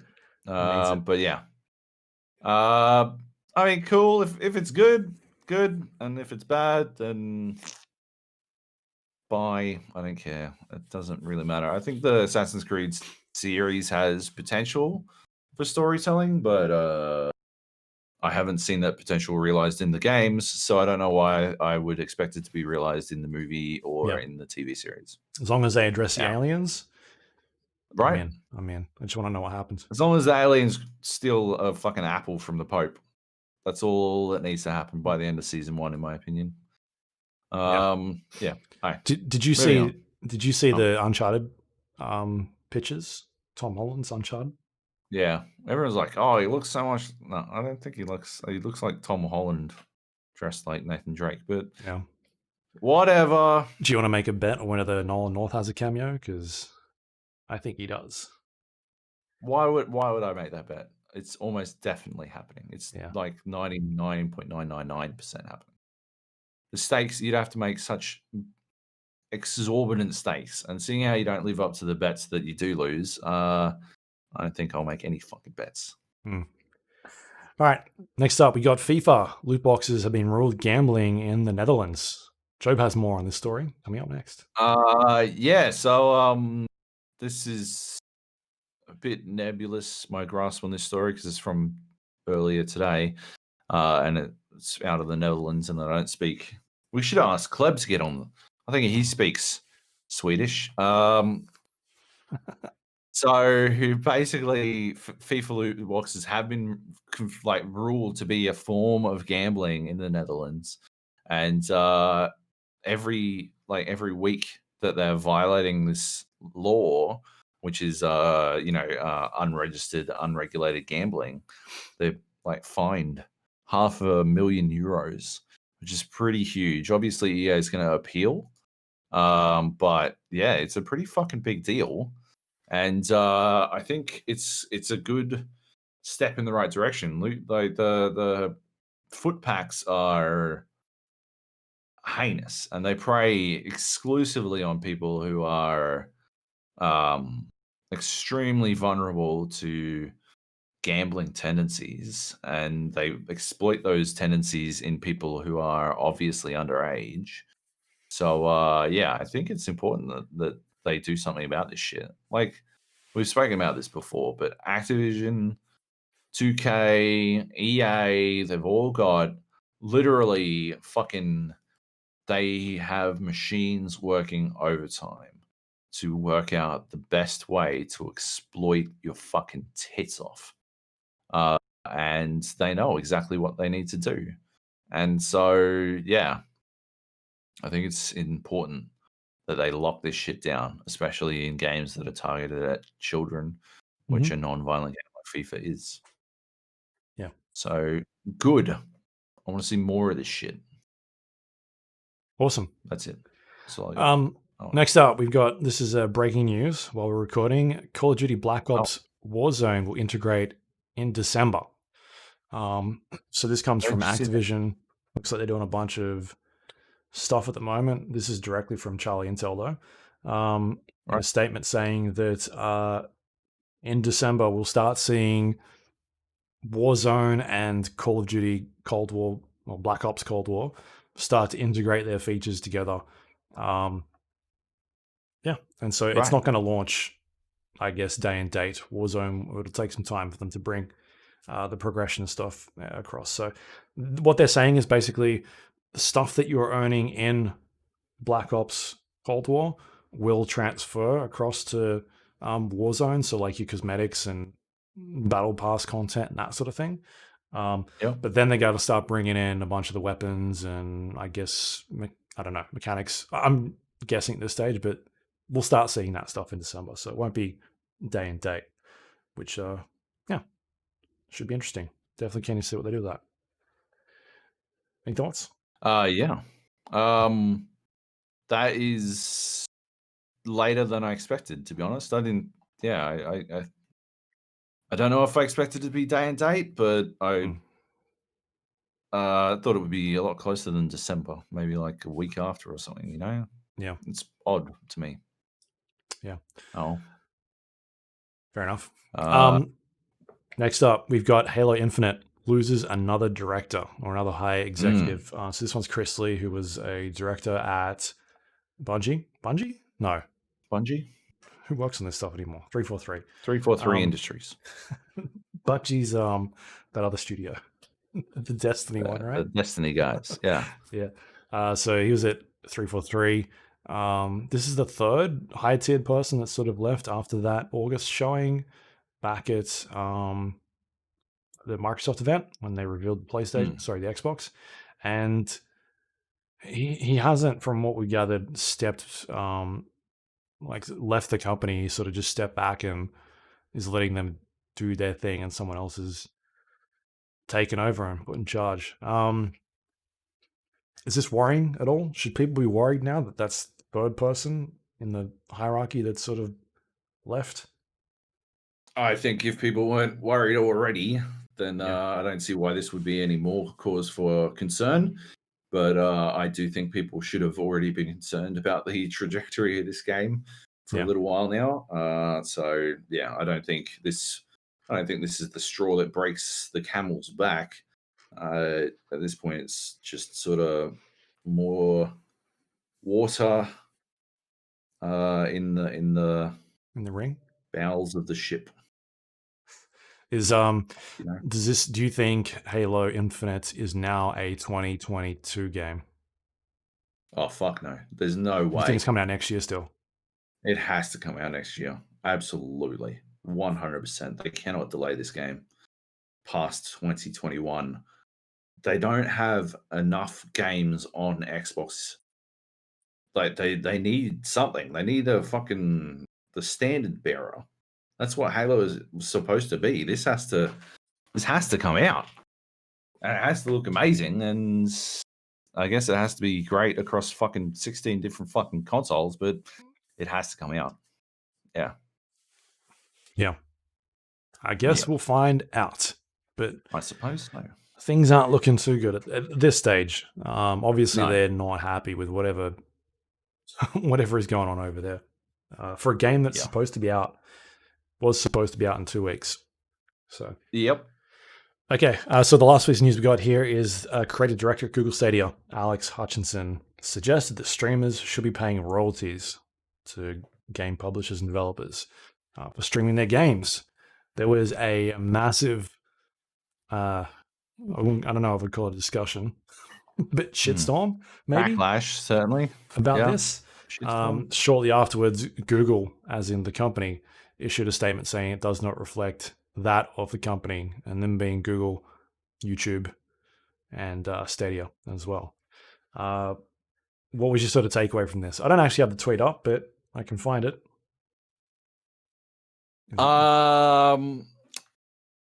Fucking absolutely high. Like this is it's got to be one of the fucking like I understand how he arrived at this conclusion. And I understand there is an argument to be made in this direction, but it is based on the predatory relationship that the music industry and the movie industry and the television industry has with content creation that does not cannot translate in the other direction. It can't go in the other direction. That is just like it can't be applied to video games.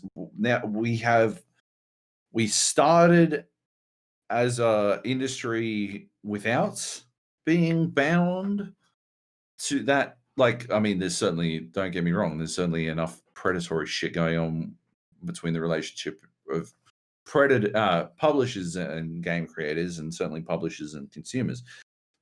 Don't get me wrong, there's predatory practices all over the fucking place, but holy shit, you cannot go from that and then decide to then ramp up the predation by taking the music industry's model as the best practices. Yeah, that's fucking crazy. Holy shit. He's out of his fucking mind. He's clearly using the music industry as his fucking template. Yeah. Here. Do you want me to read it? Go. It says, so this is from Alex Hutchinson at Bang Bang Click on Twitter. It says, streamers worried about getting their content pulled because they use music they didn't pay for should be more worried by the fact that they're streaming games they didn't pay for as well. It's all gone as soon as publishers decide to enforce it. The real truth is streamers should be paying the developers and publishers of the games they stream. They should be buying a license like any real business and paying for the content they use. And so that was the two that went around and kicked up a massive storm. It seems like the wrong way to go about that. What are your thoughts? I mean, the minute you start doing that, you immediately start killing up-and-coming streamers because nobody's buying a license to be able to stream a game. That's insane. And then it comes down to like, all right, how much are we going to pay? Like, at what stage are they? It's just weird. Like, just is Shroud going to have to pay fucking $30,000 to stream, to buy a licensing stream because he's that's the other part. That's the next. Follow the train along, Luke. Right, up and coming streamers pay, right? But the Shrouds and the Doctor Disrespects, they don't need to pay because they're getting paid anyway. They're getting paid to play it. Yeah, and then you follow that a little bit further along, right? And these guys, and then but if you say anything bad about the game, we'll revoke your stream license. And then suddenly, the Shrouds and the Doctors and the fucking whoever's, right? They can't say bad things about this game because they'll have their fucking license revoked.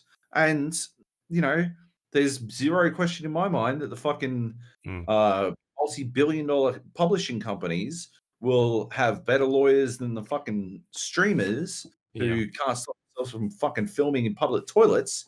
So no doubt that streaming license will be revoked fucking wholesale. Because we're no longer selling you as a streaming license, so you can't stream our games.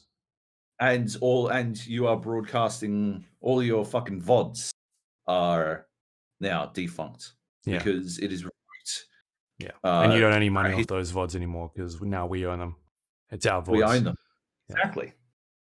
And there's absolutely no fucking way. This is definitely something Nintendo would do. Nintendo or like Square Enix, like one of those two. One of them's going to pull the trigger first. Oh yeah, Nintendo is like, fucking, this is a good. Why didn't we do this? Yeah, they're like, who told? This is what we were doing, right? Thought we were doing this. I think they tried it. They pull. We get to a stage now where like game content can be pulled from YouTube because someone claims copyright, not of the music, but because of like the content that's played. Like it's there. It's just not a big deal at the moment. Yeah. Fucking hell. Anyway, I think it's heinous. And obviously, like Google came out and said, we don't think this is right. But There you go. Anyway, that's the news. I think that's all of it. Yep. There's a long podcast. Any questions at all that came through? I think there was one. I saw something highlighted before. We have 2. Right. It was at our Discord, thegapodcast.com/Discord. Leave us questions. Okay. Fridge Monster Man writes, "Hi Luke, hi Joab. Unskippable cutscenes. They suck and we all hate them, but which is worse? A, an unskippable cinematic. B, an unskippable in-game cutscene. C, an unskippable cinematic with quick time events. I don't mind the in-game cutscenes as long as you can jump around on the furniture like a knob end. What do you think?" I think. I mean, you should have a button that can skip it. That's just doesn't matter what it is, unless it's the third option 3, the cutscenes with quick time events, because that's part of gameplay. The first 2 shit gameplay. It's not shit my vote, the worst. Which one's the worst? My vote is C. Unskippable cutscenes with quick time events. You're insane. Not only can I not skip this fucking cutscene. Yeah. Not only can I not skip it, I also have to be paying extra. I can't even fucking walk away from the fucking game. Yeah. I can't even go make a fucking tea while this shit plays out, and like I have to be sitting there fucking waiting for some fucking button press to come up, because otherwise I'm gonna fucking hard fail and have to start this shit all over again. Get the absolute fuck out of here. The surprise quick time event when you're like, oh shit. Fuck. What's this giant circle on the screen mean? From worst to best, my ordering is C, A, B. Quick time events can fuck off. Unskippable cinematics can fuck off. Unskippable in-game cutscene can fuck off. But as Fridge Monster Man said, at least you can sort of, like when you're at the start of fucking Half-Life and they're just yapping and you just like jumping on everything. Part. It's fantastic. I like. Do you remember what was that game? I think it's like, well, it's definitely dead, but I think they're actually gonna finally like lower it into the ground. From Gearbox, the Overwatch game that Overwatch killed. You know the one. Valorant? What are you? No. Oh, Gearbox. I was thinking Valve for some reason. Battleborn. Yeah. Battleborn. Yeah. Remember Battleborn? And was Battleborn where like you'd finish a level or maybe it was Borderlands. Battleborn or Borderlands, you'd finish a level and you'd be able to you'd still be able to move around when it was doing like, I'm 99% sure it was Battleborn. It'd do like that Borderlands style like zoom in freeze on a boss or something. Yeah. And you'd still be able to run around. And I remember in the preview session, we were all like running around and crowding the camera and like blocking the camera so that you couldn't see the boss it was introducing. Like that was fucking hilarious. Yeah. That was probably the best version of that. But I do like in Destiny, I've got like this fucking cauldron hat from the Haunted Forest. It's like this big dumb green hat, and it just looks idiotic.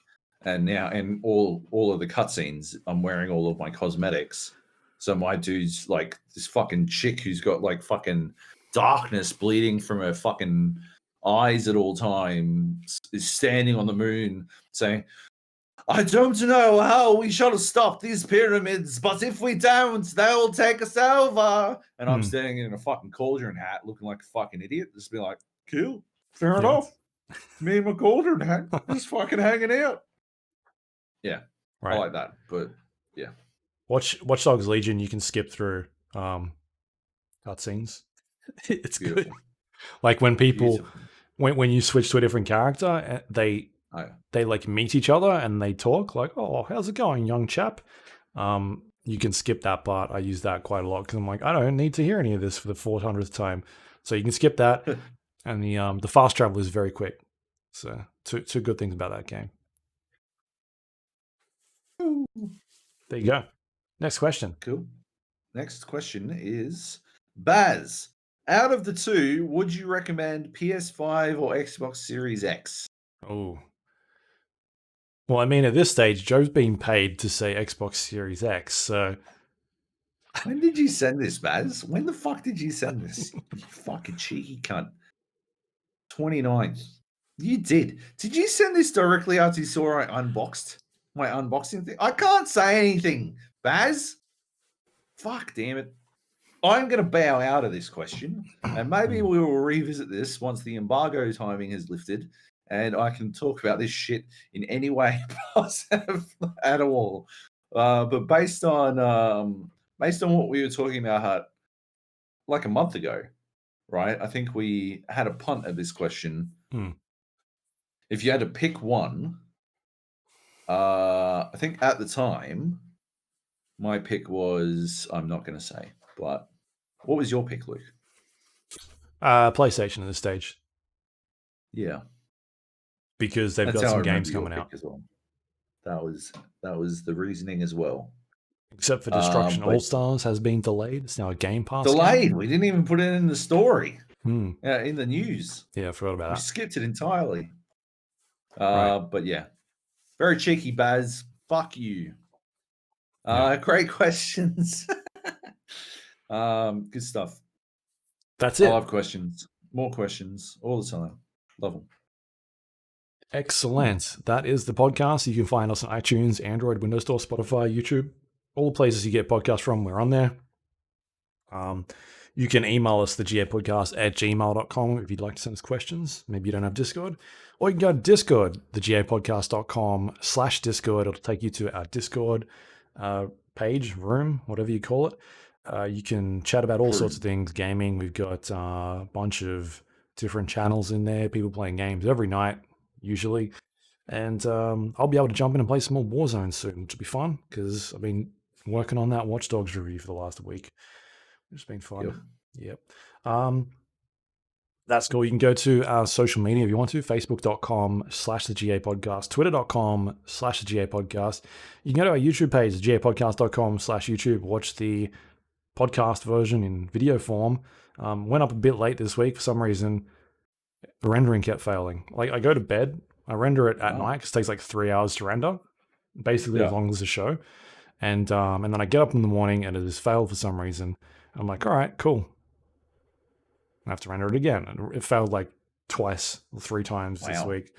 That's annoying. There wasn't a lot of extra stuff in there. I think I put Joab's disc room footage in from him failing that one level for 20 minutes or whatever it was. It's basically a black screen for 20 minutes. It's very entertaining what we're talking. Perfect. Yep. So go check that out. You can also go to our website, thegapodcast.com, find older podcast episodes or go read up on things we posted on there. And it's got links to all of those things we just talked about on the show. If you're not sure where to find them, that is where you can get them from.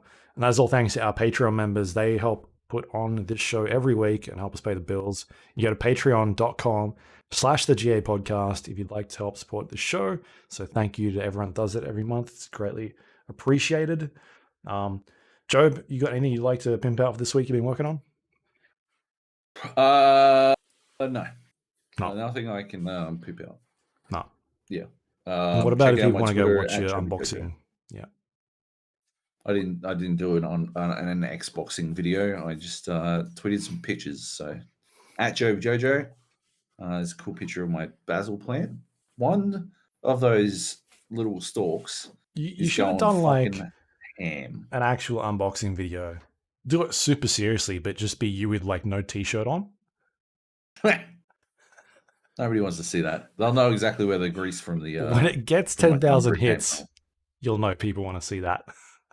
I have to put it on Pornhub. You could have done that. All the ladies, you need a bucket and a mop for those wet ass pussies. I think that's how you get hits. You should have done it on there. Yeah. God damn it. Opportunities missed. Yeah. I'll just rebox it. I'll do it right now. Yeah. There you go. There you go. You have your purple light on and everything, being so moody. All right. You can find me twitter.com/Luke Lawrie, Lawrie, or you can go to survivor.com, check out my Watch Dogs Legion review for this week. It's good It's under the stuff. review section. So, yeah, go give that a read. Do it. That is it. What do we talk about next week? Ghost Runner. Yes. Ghost Runner, yes. Teardown, that's out today. Yep. Teardown, that's the like weird, is it like a voxel game? Yeah. Yeah. I'm very keen. Mm. That's let me have a quick look at my calendar. We will not be talking about any console. As far as you know. Maybe. If we delay the console just a touch. We'll see. This one, today's delayed as well. Coming out on Friday. Anyway. If we were to delay it till Saturday, we can talk about consoles. Yeah. Yeah, that's the show. Thanks everyone for listening. We'll catch you all next week. Thanks so much.